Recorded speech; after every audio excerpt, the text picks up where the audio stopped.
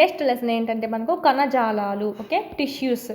Already ముందు లెసన్లో చూసుకున్నాము. ఏకకణ జీవుల్లో చూసినట్టయితే ఒకే కణము అన్ని మౌలిక విధులని నిర్వర్తిస్తుందని చెప్పి తెలుసుకున్నాము. ఎగ్జాంపుల్ చూసినట్టయితే అమీబా, ఓకే, అమీబాలో చూసినట్టయితే ఒకే కణం ఉంటుంది, అదే అన్ని చూసుకుంటుంది. చలనం కానీ, ఆహార సేకరణ కానీ, వాయు మార్పిడి, విసర్జన వంటి విధులన్నీ మనకు అదే నిర్వర్తించుకోవడం అనేది జరుగుతుంది, ఒకే కణం ఉంటుంది. కానీ బహుకణ జీవుల్లో చూసినట్టయితే మిలియన్ల సంఖ్యలో కణాలు అనేవి ఉంటాయన్నమాట. ఇందులో చాలా వరకు కణాలు ఏమవుతాయంటే ఒక నిర్దిష్ట విధులు నిర్వహించడానికే వాటిని తయారు చేయడం అనేది జరుగుతుందన్నమాట. ఇది ప్రత్యేకించబడినటువంటి పనిని విభిన్న కణాల సమూహాలు నిర్వహించడం జరుగుతుంది. కణాల సమూహమే ఏమవుతుంది మనకు కణజాలము. కణాలన్నీ సమూహాలుగా కలిసి కణజాలాన్ని ఏర్పరుస్తాయి. ఓకే, ఈ కణజాలాలు ఏమవుతాయంటే మనకు రూపాంతరం చెంది అవయవాలుగా మారడం అనేది జరుగుతుంది. ఈ కణజాలాలన్నీ కలిసి అవయవాలుగా మారుతాయి. గుండె కానీ, ఊపిరితిత్తులు, మూత్రపిండాలు, ఈ విధంగా ఇవన్నీ వాటి విధులు వాటి చేసుకుంటూ ఉంటాయి. ఇదే మనకి ఇచ్చారు ఇక్కడ సింపుల్గా చెప్పాలంటే. నెక్స్ట్ చూసినట్టయితే మానవులలో చలనానికి కారణమైనటువంటి కండర కణాలు, సంకోచ సరళికలు, నాడీ కణాలు అయితే సమాచారాన్ని తీసుకెళ్లడము, రక్త ప్రవాహం ద్వారా ఆక్సిజన్, ఆహార పదార్థాలు, హార్మోన్లు మరియు వ్యర్థ పదార్థాల రవాణా మొదలైనవన్నీ మనకు చూసుకోవడం జరుగుతుంది. ఒక్కొక్క విధిని చేస్తూ ఉంటుంది. మొక్కలలో ప్రసరణ కణజాలం ఆహారము, నీటిని మొక్క యొక్క ఒక భాగం నుంచి వేరొక భాగానికి రవాణా చేయడం అనేది జరుగుతుంది. ఏది ప్రసరణ కణజాలం అనేది. ఓకే, ఈ విధంగా మొక్కల్లో కూడా మనకు చూసుకుంటే చాలా ఉన్నాయన్నమాట. ఇది కూడా మనకు బహుకణ జీవే చెప్పచ్చు, మొక్క కూడా. సో ఈ విధంగా మనకు కొన్ని కణజాలాలు అనేటివి కొన్ని విధులు నిర్వర్తిస్తూ ఉంటాయి. ఈ విధంగా బహుకణ జీవుల్లో శ్రమ విభజన అనేది ఉంటుందని ఆల్రెడీ చూసుకున్నామండి. ఇదంతా మనకి ఫస్ట్లో వచ్చిందే, ఫస్ట్ చాప్టర్లో అంతా జస్ట్ మనకు ఒక రివిజన్ టైప్లో ఉండడానికి ఇచ్చారు.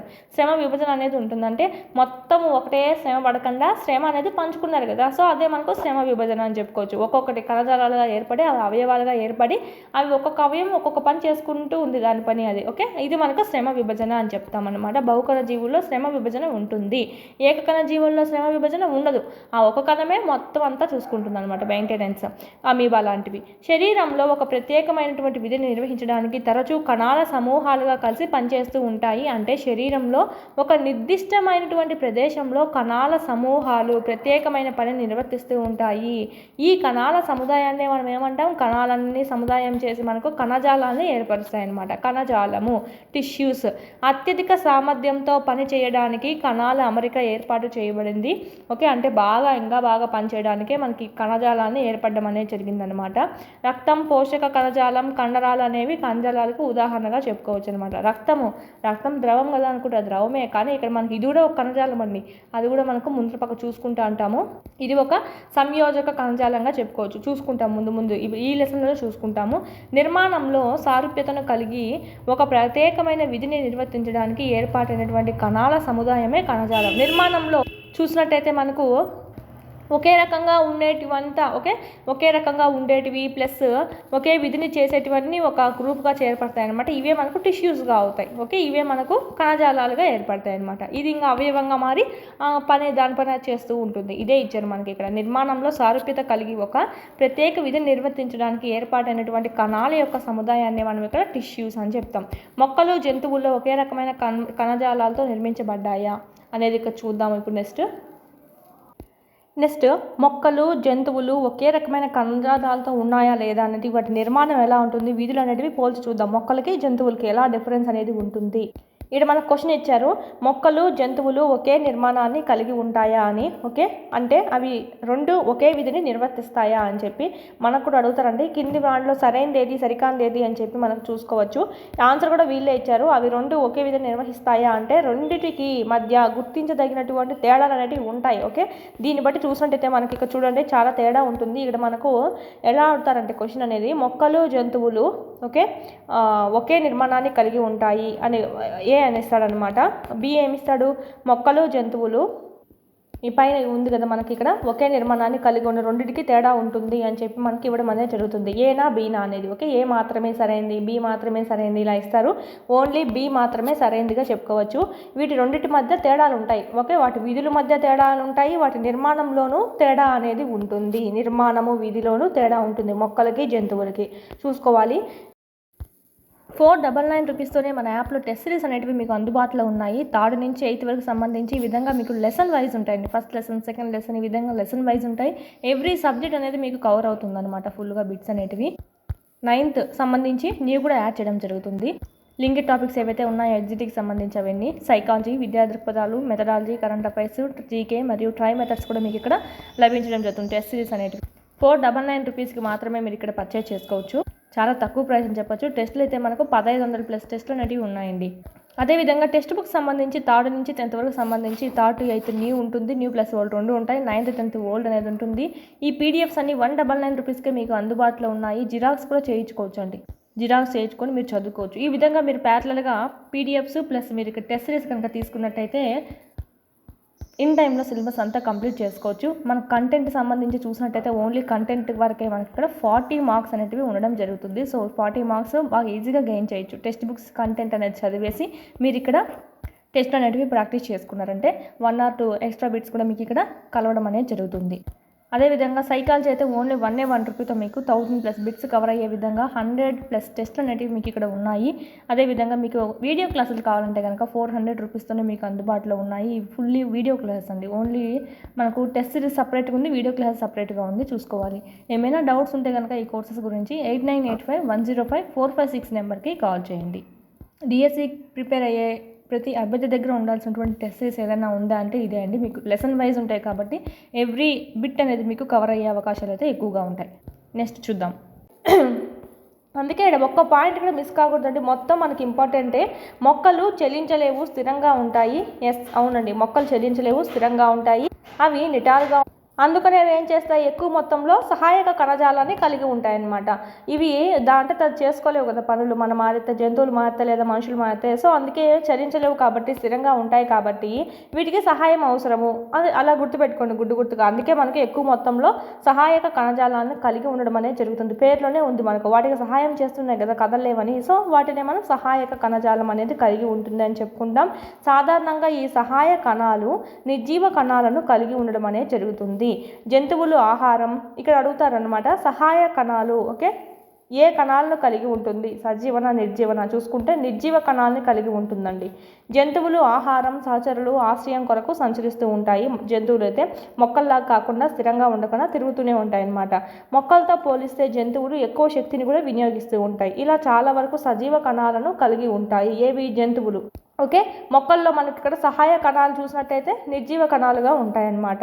మొక్కలకు జంతువులకు మధ్య కూడా మరి ఒక భేదం ఏమిటి అంటే, ఒక భేదం ఏమిటి, ఇవి నిర్జీవులు సహాయక కణాలని కలిగి ఉంటాయి, ప్లస్ ఈ సహాయ కణాలు నిర్జీవులుగా ఉంటాయి. కానీ జంతువులు చూసినట్టయితే సజీవ కణాలు కలిగి ఉంటాయి, ఎక్కువ శక్తిని వినియోగించుకుంటూ ఉంటాయి మొక్కలతో పోల్చుకుంటే.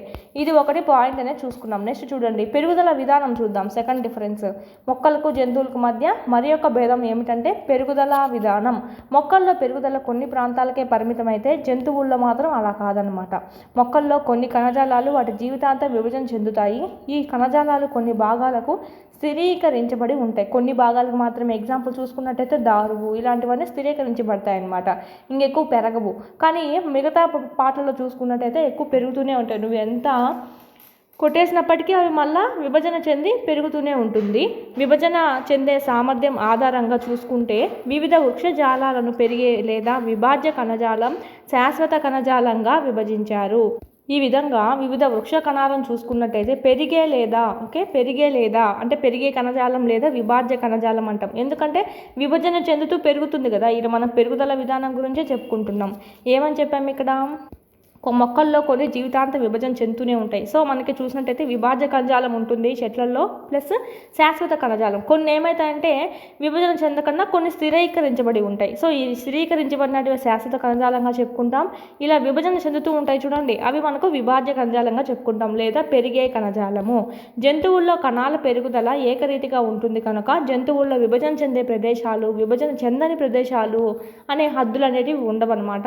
నెక్స్ట్ చూద్దాము, అవయవాలు. అవయవ వ్యవస్థలో నిర్మాణాత్మక వ్యవస్థ చాలా సంశిష్ట నిర్మాణం కలిగిన మొక్కల్లో కంటే సంశిష్ట నిర్మాణం కలిగిన జంతువుల్లో చాలా ప్రత్యేకమైనది. అంతే కదా, మొక్కల్లో ఉండేటువంటి వాటికంటే మనకి ఇక్కడ చూసిన జంతువులు చాలా ప్రత్యేకంగా ఉంటుంది మరియు నిర్దిష్టమైనదిగా చెప్పుకోవచ్చు.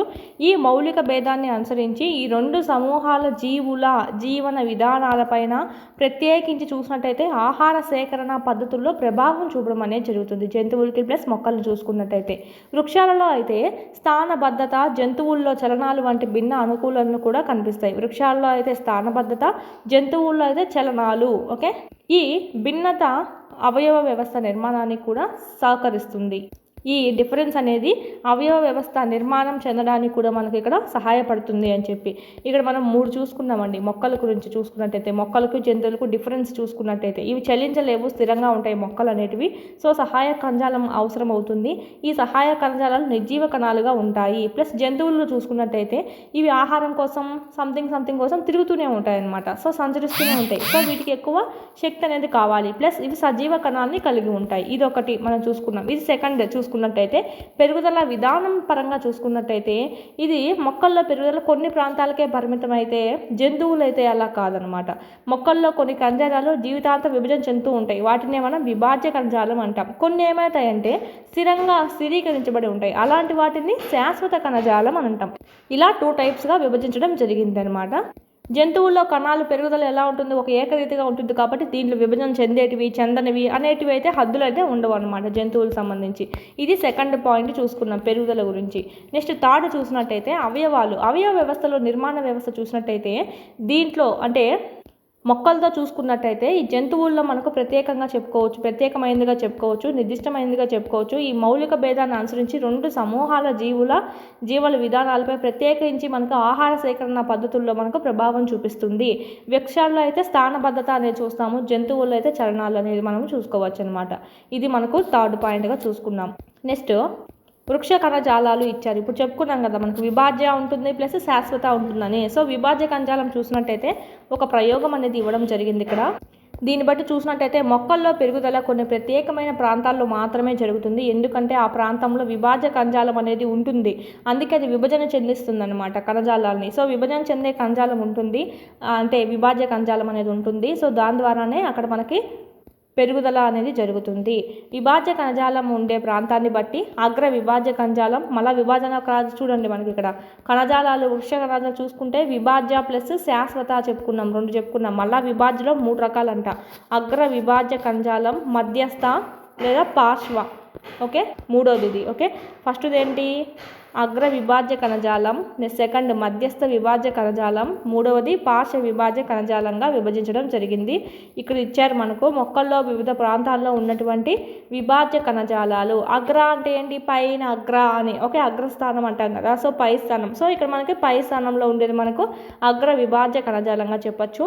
ఈ మధ్యలో ఉండేది మధ్యస్థ కణజాలము, ఈ చివరన ఉండేది మనకు పార్శ్వ. అంటే చివర అంటే మనకి ఇక్కడ చూసినట్టయితే ఇక్కడ పార్శ్వ అంటే ఏంటంటే ఇక్కడ మనకి ఇలాగ మొక్క ఉందనుకోండి, ఈ విధంగా సైడ్లలో లేస్తుంది కదా, సో ఈ విధంగా పార్శ్వ అని చెప్తాం. సో ఇక్కడ మనకి చూసినట్టయితే పార్శ్వ విభాజ్య కణజాలం ఉంటుంది. అందుకే మొక్క కింద నుంచే మనకు చూడండి ఇలాగ మనకు భాగాలు అనేటివి ఏర్పడుతూ ఉంటాయి. ఓకే, ఇది మనకు సంబంధించి అగ్ర, మధ్యస్థ, పార్శ్వ.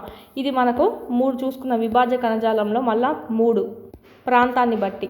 ఫస్ట్ ఆఫ్ ఆల్ చూసుకున్నట్టయితే విభాజ్య కణజాలం నుంచి పుట్టినటువంటి కొత్త కణాలు ఏ విధంగా ఉంటాయంటే ఫస్ట్లో మొదట విభాజ్య కణజాలం లాగానే ఉంటాయి. ఓకే, దాని నుంచి పుట్టింది కాబట్టి కొత్త కణాలు దాని నుంచి పుట్టాయి కాబట్టి దాని మాత్రమే ఉన్నాయి. కానీ అవి పెరిగి బాగా పరిపక్వత చెందే కొద్దీ వాటి లక్షణాలు నెమ్మదిగా మార్పు చెంది ఏమవుతుంది, ఇతర కణజాలాలుగా మారి విభేదనం చెందడం అనేది జరుగుతుంది. ఇతర కణజాలాలుగా మార్పు చెంది వీటికి డిఫరెన్స్ అనేది ఉంటుంది. ఫస్ట్లో ఏమో పిల్ల కణం ఏం చేస్తుంది, కొత్త కణము వాళ్ళ అమ్మ మారితేనే ఉంటుందంట. ఓకే, అదే గుర్తుపెట్టుకోవాలి సింపుల్గా చెప్పాలంటే. మళ్ళీ పెరిగే కొద్దీ ఏమవుతుంది, పెరిగే కొద్దీ పరిపక్వత వచ్చే కొద్దీ నెమ్మదిగా మార్పు చెందుతుంది. ఇతర కణజాలాలతో ఇది చూసుకుంటే డిఫరెన్స్ అనేది ఉంటుందన్నమాట. ఇది మనకు విభాజ్య కణజాలం సంబంధించి. మనకు ఇట్లా కూడా కింది వారిలో సరైనది ఏది సరికాంది ఏది అని చూసుకోవాలి. అభివృద్ధి చెందే వేర్లు, కాండము, అగ్రభాగాలలో ఓకే అగ్ర విభాజ్య కణజాలం ఉంటుంది. అభివృద్ధి చెందేటువంటి వేర్ల యొక్క లేదా కాండాల యొక్క అగ్రభాగాల్లో ఓకే ఇలాంటి వాటి యొక్క అగ్రభాగాల్లో ఏముంటుందంటే మనకు అగ్ర విభాజ్య కణజాలం ఉంటుంది. ఇది వేరు కాండం పొడవును వృద్ధి చేయడం అనేది జరుగుతుంది. అంతే కదా, మనకు పెరుగుతుందంటే మనకు చూడండి ఇలా మనకు ఇలా ఉండేటువంటి వేరు మళ్ళీ మరుసటి రోజుకి ఏమవుతుంది, కొంచెం పెరుగుతుంది, మళ్ళీ పార్శ్వంగా వస్తాయి, మళ్ళీ కొంచెం పెరుగుతుంది. ఈ విధంగా మనకు ఈ అగ్ర విభాజ్య కణజాలం అనేది వేరుని లేదా కాండం కాడ ఉంటే మనకు కాండం యొక్క పొడవుని వృద్ధి చేయడం అనేది జరుగుతుంది. ఏది పేరులోనే ఉంది మనకు, అగ్ర విభాజ్య కణజాలం పొడవు చేస్తుందని చెప్పి. నెక్స్ట్ పార్శ్వ విభాజ్య కణజాలం చూసినట్టయితే దీన్నే మనము విభాజ్య కణావళి అని అంటాము. వేరు కాండం వ్యాసాన్ని పెంచుతుంది. ఇలా ఉందనుకోండి మొక్క అనేది, ఓకే. సరే ఇక్కడ వేర్ల గురించి చెప్తున్నారు కాబట్టి వేరు చూసుకుందాం. ఇక్కడ మనకు భూమిలో చూసుకున్నట్టయితే వేరు ఉందనుకోండి, పార్శ్వం అంటే ఏం చెప్పాము, సైడ్గా ఉంటాయన్నమాట, ఈ సైడ్. దీన్ని బట్టి మీకు ఏమర్థమైంది, ఇక్కడ ఉండేటువంటి వాటరే కాకుండా ఈ సైడ్ ఉండేది కూడా పీల్చుకోగలుగుతుంది కదా. సో ఇక్కడ మనం చూసినట్టయితే దీని యొక్క వ్యాసం అనేది పెరిగింది కదా, ఓకే. ఓన్లీ ఇంతవరకే పరిమితం కాకుండా ఒకటే వేరు లేకుండా ఇలా పార్శ్వంగా వేయడం ద్వారా ఏమైంది, దీని వ్యాసం అనేది పెరిగింది, ఓకే. ఇక్కడ నుంచి ఇంతవరకు ఏదైతే నీళ్లు పోషణ అన్నీ ఉన్నాయో అన్నీ పీల్చుకోగలుగుతుంది. సో దీన్నే మనం ఏమవుతుందంటే పార్శ్వ విభాజ్య కణజాలంగా పిలుచుకుంటాము. కొన్ని మొక్కలలో కణపులకు దగ్గరగా మధ్యస్థ విభాజ్య కణజాలం అనేది ఉంటుంది. ఈ మధ్యస్థ ఎక్కడ ఉంటుందంటే కణపులకు దగ్గరగా ఉంటుందన్నమాట. కణుపులు అంటే ఏంటివి, ఒక సపోజ్ చెరుకు ఉందనుకోండి, ఇది ఒక కణుపు అంటాము, ఇది ఒక కణుపు, ఓకే. ఈ విధంగా ఇక్కడ మనకు ఏమైనా చూసినట్టయితే ఇది ఏమవుతుందంటే కణుపు, ఇది మనకి ఏమవుతుంది మధ్యస్థ విభాజ్య కణజాలం అనేది అవుతుంది. ఈ విధంగా కొన్ని మొక్కలలో కణుపులకు దగ్గరగా మధ్యస్థ విభాజ్య కణజాలం అనేది ఉంటుంది. సింపుల్ అండి. మనకి ఇక్కడ పార్శ్వ అంటే కింద నుంచి చూసుకున్నట్టయితే ఈ విధంగా మనకు పెరగడం, ఓకే. వేర్ల పరంగా చూసుకున్నట్టయితే కింది నుంచి వేర్లు పక్క వేర్లకు పాకుతూ ఉంటాయి కదా, పక్కన మనకు ఒకే తల్లి వేరు కాకుండా పక్కన పిల్ల వేర్లు కూడా ఉంటాయి. సో అవన్నీ అగ్ర విభాజ్య కణజాలం అంటే చివరన వేరు అనుకోండి, ఇది మనకు సపోజ్ ఇది వేరు అనుకోండి, చివరగా ఉండేది మనకు పెరుగుతూ పోతుంది అనమాట. మళ్ళీ మరుసటి రోజు ఇంకా కొంచెం పెరుగుతుంది.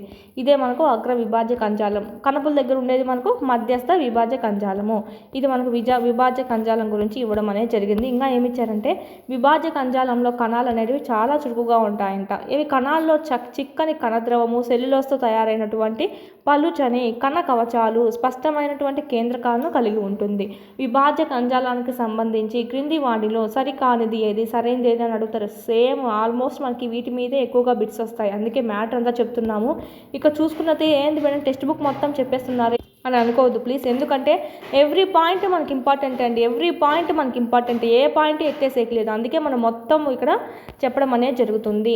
ఎక్కువగా ఇలాంటి టైప్లోనే వస్తాయి బిట్స్ అనేటివి. కింది వాటిలో సరైనది ఏది, సరికానిది ఏది అని ఇవ్వడంలో ఇలాగే ఇస్తారు. సో అందుకే మొత్తము ఒక పాయింట్ కూడా వదలకుండా టెక్స్ట్ బుక్ మొత్తం చెప్తున్నాము, ఓకే. విభాజ్య కణజాలంలో చూసుకున్నట్టయితే కణాలు ఏ విధంగా ఉంటాయి, చాలా చురుకుగా ఉంటాయంట, ఓకే. ఈ కణాల్లో చిక్కని కణద్రవ్యం ఉంటుంది. సెల్యులోస్తో తయారైనటువంటి పలుచని కణకవచం చుట్టూ కణకవచం ఉంటుంది, వృక్ష కణాల్లోనే కదా. సో వీటిలో మన కణకవచం చూసుకున్నట్టయితే సెల్యులోస్తో నిర్మితమై ఉంటుంది. స్పష్టమైనటువంటి కేంద్రకాన్ని కూడా కలిగి ఉండడం అనేది జరుగుతుంది ఆ కణం అనేది, ఓకే. అయితే ఒకటి ఇంపార్టెంట్, రిక్తికలు ఉండవండి. రిక్తికలు అనేటివి ఉండవు. రిక్తికలు అంటే ఏంటివి, మన యాక్చువల్లీ మన వృక్షకణంలో చూసుకున్నట్టయితే ఆల్మోస్ట్ 50 to 90% స్పేస్ అంతా మనకు రిక్తికలే ఆక్రమించి ఉంటాయని చెప్పాం. ఖాళీగా ఉంటాయన్నమాట, ఖాళీగా ఉంటాయి, ఓకే అని చెప్పుకున్నాం. కానీ విభాజ్య కణజాలంలో చూసుకున్నట్టయితే విభాజ్య కణజాలంలో రిక్తికలు అనేటివి ఉండవు. క్రింది ఏ కణజాలాల్లో రిక్తికలు అనేటివి కనిపించవు, ఉండవు అంటే విభాజ్య కణజాలం is the right answer. Next మనకు విభాజ్య కణజాలం అయిపోయింది, శాశ్వత కణజాలం, ఓకే. విభాజ్య కణజాలం అయిపోయింది, శాశ్వత కణజాలం అనేది చూసుకుంటున్నాము. ఇవి ఏమవుతాయంటే మనకు శాశ్వతంగా ఉంటాయన్నమాట, స్థిరీకరించబడి ఉంటాయి మొక్కల్లో అని చెప్పి చూసుకున్నాము. అవి అయితే విభజన చెందుతూ ఉంటాయన్నమాట. దాంట్లో కూడా మనం 3 రకాలు చెప్పుకున్నాం, అగ్ర, మధ్యస్థ, పార్శ్వ అని, ఓకే. దీంట్లో మనకు శాశ్వత కణజాలంలో చూసుకున్నట్టయితే సరళ శాశ్వత కణజాలం అని సంథింగ్ ఇంకా ఉంది, చిన్న చెప్పుకుందాం, ఓకే. విభాజ్య కణజాలం నుంచి ఏర్పడిన కణాలు ఏమవుతాయంటే అవి ఒక ప్రత్యేక పాత్రను తీసుకొని విభజన సామర్థ్యం అనేది కోల్పోతాయి అన్నమాట. కోల్పోయినప్పుడు ఏమవుతుంది, అది శాశ్వత కణజాలంగా మారిపోతాయి, ఓకే. విభాజ్య కణజాలం నుంచి ఏర్పడిన కణాలు ఒక ప్రత్యేక పాత్రను తీసుకొని విభజన చెందే సామర్థ్యాన్ని కోల్పోవడం జరుగుతుంది. మనం పైన చెప్పుకున్నాం కొన్ని ఏమవుతాయంటే ముందు విభాజ్య కణజాలంలో ఉన్నప్పటికీ కొన్ని మార్పులు చెందుతాయని చెప్పుకున్నాం కదా. సో ఆ విధంగా విభజన సామర్థ్యం అనేది కొన్ని కోల్పోవడం అనేది జరుగుతుంది. అవి మనకు శాశ్వత కణజాలంగా మారిపోవడం జరుగుతుంది. ఇదే మనకు శాశ్వత కణజాలం. ఈ విధంగా అవి శాశ్వత ఆకారము, శాశ్వత పరిణామము, శాశ్వత విధులను ఏర్పరచుకునే ప్రక్రియను విభేదనం అని చెప్పి అంటామన్నమాట. ఈ విధంగా అది శాశ్వతంగా ఒక ఆకారాన్ని కలిగి ఉంటుంది అది అనేది, ఓకే, ఒక పరిమాణం కలిగి ఉంటుంది. సపోజ్ ఇదే విధి అనేది అది వర్తిస్తూ ఉంటుంది అనమాట. యాక్చువల్లీ మానవుల్లో చూసుకున్నట్టయితే ఊపిరితిత్తు ఏం పని చేస్తుంది, దాని పని అది చేస్తుంది, గుండె పంపు చేస్తుంది అనమాట బ్లడ్ని. సో ఆ విధంగా అది ఒక ఆకారం కలిగి ఉంటుంది. సపోజ్ నేను మీకు అర్థం అవ్వడానికి మానవుడితో పోలుస్తున్నాను, ఓకేనా. ఇక్కడ శాశ్వత ఆకారం కలిగి ఉంటుంది. హార్ట్ షేప్ ఈ విధంగా ఉంటుంది, పరిమాణం ఇంత పరిమాణం అని ఉంటుంది. విధులు ఏంటివి, హార్ట్ బ్లడ్ అంతా పంపు చేయడము. సో ఈ విధంగా మనకు ఇలాగా ఏర్పరచుకున్నటువంటి ఈ ప్రక్రియనే ఏమంటామంటే విభేదనం అని చెప్తామన్నమాట. మనకి ఇంగ్లీష్లో చూసినట్టయితే ఏమంటామంటే డిఫరెన్షియేషన్, ఓకే, విభేదనం అని చెప్పి అంటాము. నెక్స్ట్, విభేదనం వివిధ రకాల శాశ్వత కణజాలాలు అభివృద్ధి చెందడానికి దారితీయడం అనేది జరుగుతుంది. ఈ విభేదనం ఎందుకు యూజ్ అవుతుంది అంటే వివిధ రకాల శాశ్వత కణజాలాలు, ఇంకా చాలా రకాలు ఉన్నాయి కదా, దీని విధి ఏమిటో ఇది వర్తిస్తూ ఉంటుంది. ఓకే, ఒక శాశ్వత ఆకారం కలిగి ఒక కణం అనేది ఇంకొక విధి అనేది ఇంకొకటి చేస్తుంటుంది. ఈ విధంగా వివిధ రకాల శాశ్వత కణజాలాలు అభివృద్ధి చెందడానికి దారితీయడం అనేది జరుగుతుంది, ఈ డిఫరెన్షియేషన్. ఇందులో మనం ఫస్ట్ వన్ చూసుకున్నట్టయితే శాశ్వత కణజాలాల్లో మనకు రకాల్లో ఫస్ట్ వన్ చూసినట్టయితే సరళ శాశ్వత కణజాలము. సాధారణంగా సరళ శాశ్వత కణజాలము బాహ్య చర్మం కింద కొన్ని పొరలుగా ఉండడం అనేది జరుగుతుంది. మృదు కణజాలం సాధారణంగా కనిపించేటువంటి సరళ కణజాలంగా చెప్పుకోవచ్చు. సాధారణంగా ఈ శాశ్వత కణజాలాలు ఎక్కడ ఉంటాయి, మన చర్మం ఏదైతే ఉందో చర్మం కింద పొరలుగా ఉండడం అనేది జరుగుతుంది. దీంట్లో మనకు మృదు కణజాలం అనేది సాధారణంగా కనిపించేటువంటి సరళ కణజాలంగా చెప్పచ్చు. మృదు కణజాలం అనేది ఓకే అడుగుతారు, శాశ్వత ఓకే సరళ కణజాలమా లేక విభాజ్య కణజాలమా అని అడుగుతారు, చూసుకోవాలి.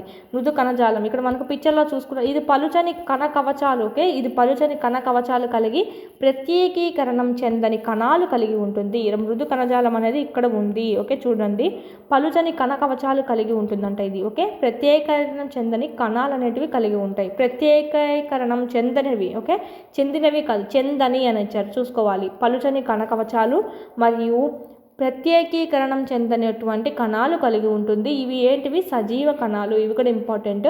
మృదు కణజాలానికి సంబంధించి క్రింది వాటిలో సరైనది సరికానిదా అని అడుగుతారు, చూసుకోవాలి. ఈ కణజాలంలో కణాలు వదులుగా అమర్చబడి పెద్ద పెద్ద కణాంతర అవకాశాలు కలిగి ఉంటాయి. ఇక్కడ మనకి ఇది ఉంది కదా, ఈ విధంగా ఇది ఏమవుతుందంటే కణం యొక్క కణాంతర అవకాశం అవుతుందన్నమాట. ఈ విధంగా మనకు కణానికి మధ్యలో స్పేస్ ఉంది కదా, ఇది కణాంతర అవకాశాలు అంటాము. ఇవి మనకు చాలా పెద్దగా ఉంటాయంటే ఈ విభజన కణజాలం, ఇది మనకు మృదు కణజాలంలో. ఓకే, ఈ విధంగా అంటే ఏమని అర్థం, ఇక్కడ వదులుగా అమర్చబడి ఉంది కాబట్టే కదా ఇంత స్పేస్ అనేది వచ్చింది. ఈ స్పేస్ని ఏమంటాం, కణాంతర అవకాశాలు అని చెప్తాం. ఈడ కూడా అదే ఇచ్చారు. ఈ కణజాలంలో కణాలు ఎలా ఉంటాయి, వదులుగా ఉంటాయి, లూజ్గా ఉండి పెద్ద పెద్ద కణాంతర అవకాశాలను కలిగి ఉంటాయి. ఈ కణజాలం సాధారణంగా ఆహారంను నిల్వ చేయడం అనేది జరుగుతుంది.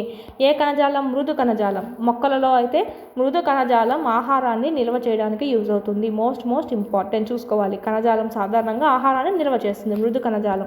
ఓకేనా, ఆహారం మృదువుగా ఉంటేనే కదా మన నోట్లోకి వెళ్తుంది బాగా జీర్ణం అవ్వడానికి. సో ఆ విధంగా గుర్తుపెట్టుకోండి. మొక్కలలో ఓకే, మొక్కలకు ఆహారము చాలా మృదువుగా ఉంటేనే అది తీసుకోగలుగుతుందని చెప్పి గుర్తుపెట్టుకోండి. సో ఏ కణజాలం ఆహారాన్ని నిల్వ చేసుకుంటుంది మొక్కలలో అంటే మృదు కణజాలంగా మనం ఇక్కడ చూసుకోవచ్చు. ఇక్కడ మనకి ఇచ్చారు పార్ట్స్ అనేవి, చూడండి. నెక్స్ట్ కూడా మళ్ళీ మనకు యూజ్ అవుతాయి. ఇదంతా మనకి ఏమవుతుందంటే మృదు కణజాలం అవుతుంది. ఈడ కొంచెం లూజ్గా ఉన్నాయి, ఈడ కొంచెం చిక్కగా ఉంటుంది, దగ్గరగా ఉంటుంది. ఏది, స్థూల కోణ కణజాలంలో. ఇక్కడ పైన ఫస్ట్ మన చర్మం అనుకుంటే ఇక్కడ మనకు బాహ్య త్వచం అనుకున్నట్టయితే దాని కింద మనకు స్థూల కోణ కణజాలం ఉంటుంది, దగ్గరగా ఉంటాయి. ముందు చూసుకుంటాం. ఇంకా మృదు కణజాలం చాలా వదులుగా ఉండి మధ్యలో కణాంతర అవకాశాలు అనేవి కూడా మనకు చూసినట్టయితే ఎక్కువగా ఉంటాయి. ఎందుకంటే వదులుగా ఉంది కదా, దాని పక్కన కణానికి మధ్య లూజ్గా ఉన్నాయి కాబట్టి మధ్యలో స్పేస్ అనేది ఎక్కువ ఉంది, అలా గుర్తుపెట్టుకోవచ్చు. ఓకే, ఇది మనకు అనుకోండి కణం అనుకోండి, ఈ మధ్యలో ఉన్నటువంటిది ఏంటంటే కణాంతర అవకాశం అనేది అవుతుంది. సో ఇట్లాగ మనకి ప్రతి కణానికి మధ్య. నెక్స్ట్ ఈ విధంగా ఇది చూడండి, ఇక్కడ ఉంది కదా, ఇది పోషక కణజాలం అవుతుంది. నెక్స్ట్ ఇది మనకు అవబాసిని అని చెప్పుకుంటాం పై పక్క. నెక్స్ట్ ఈ పక్క మనం చూసినట్టయితే దారువు. ఈ పక్క అయితే అడ్డుకోత, ఇదైతే నిలువుగా కోస్తే ఎలా ఉంటుందో అది ఇచ్చారు. దారువు అనేది మనకి ఇది నాలికా పుంజం ఇది. ఓకే, కాండం యొక్క ఛేదనం ఇక్కడ మనకి పిక్చర్లో ఇచ్చారు, జస్ట్ చూసుకుంటే సరిపోతుంది. నెక్స్ట్ కొన్ని పరిస్థితుల్లో మృదు కణజాలం పత్రహరితం కలిగి కిరణజన్య సంయోగ క్రియను కూడా నిర్వహిస్తుందంట.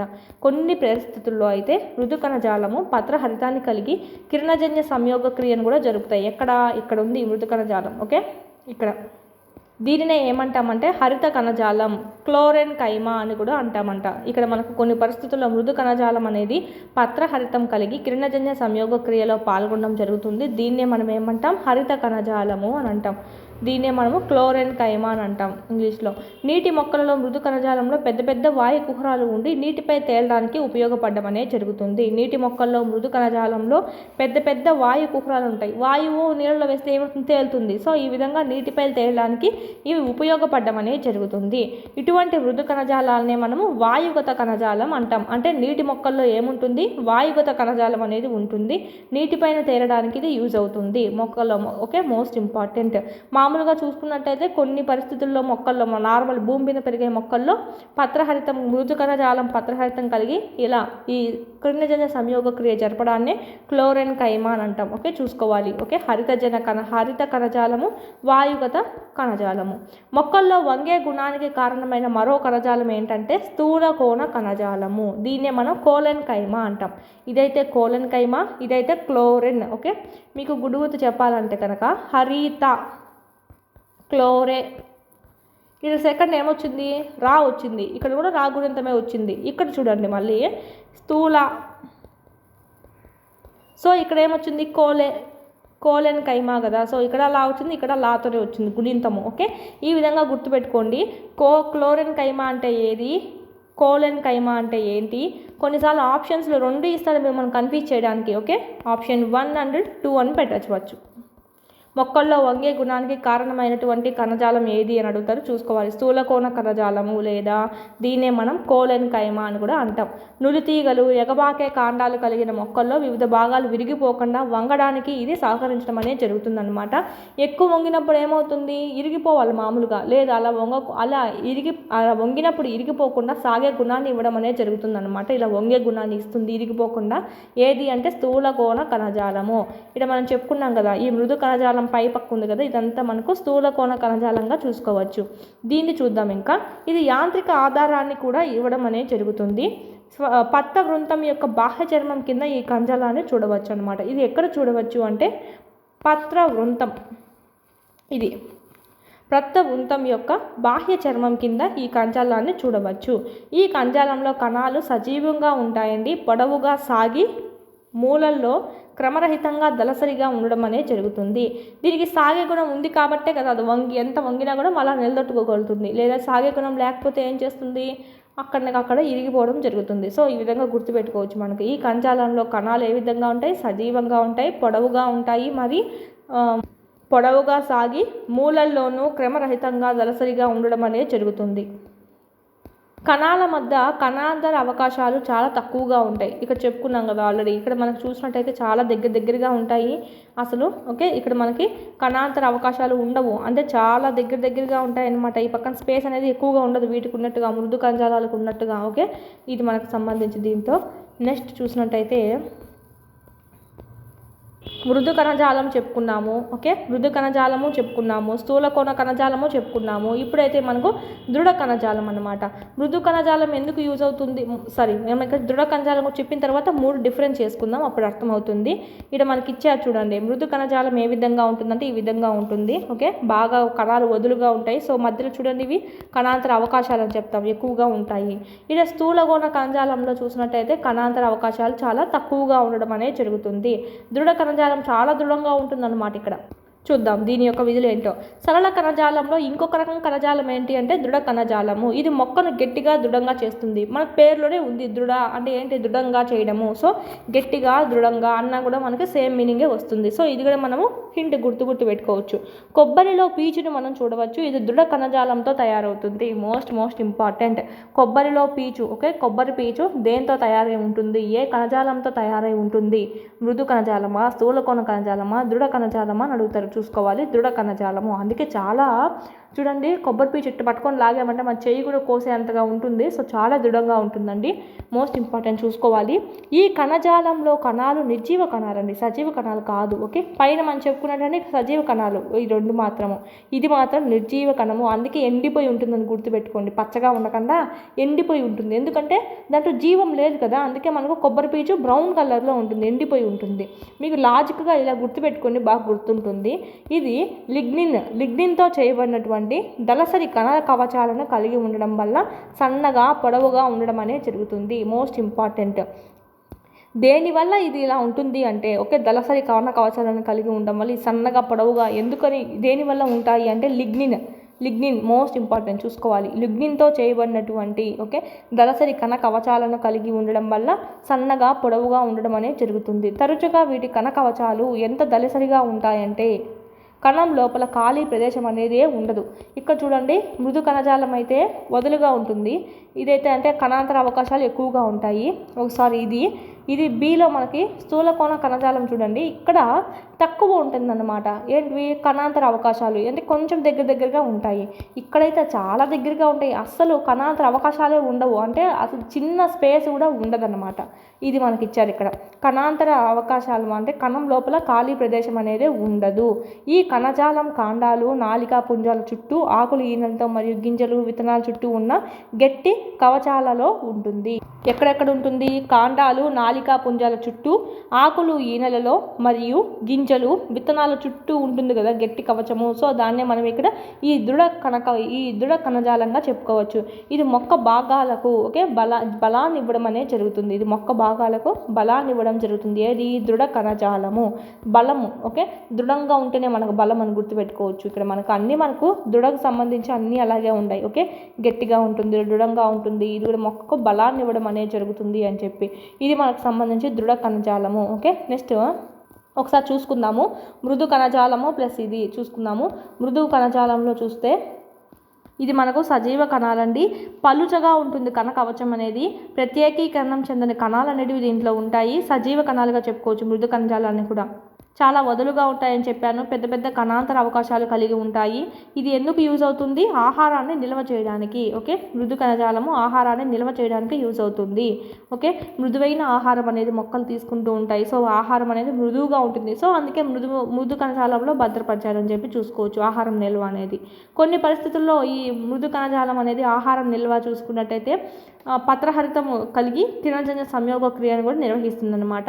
దీన్ని ఏమంటామంటే హరిత కణజాలం అంటాం. క్లోరెన్ కైమా హరి వచ్చింది, క్లోరే వచ్చింది. సో రాగునితం second word. Okay, second letter అనేది చూసుకోవాలి. నీటి మొక్కల్లో మృదు కణజాలంలో చూసినట్టయితే పెద్ద వాయు కుహరాలు అనేటివి కలిగి ఉంటాయి. అవి మనకు ఎందుకు యూజ్ అవుతాయి? నీటిపైన తేలడానికి యూజ్ అవ్వడం అనేది జరుగుతుంది. ఇలాంటి మృదు కణజాలాన్ని ఏమంటామంటే వాయుగత కణజాలం అంటాం.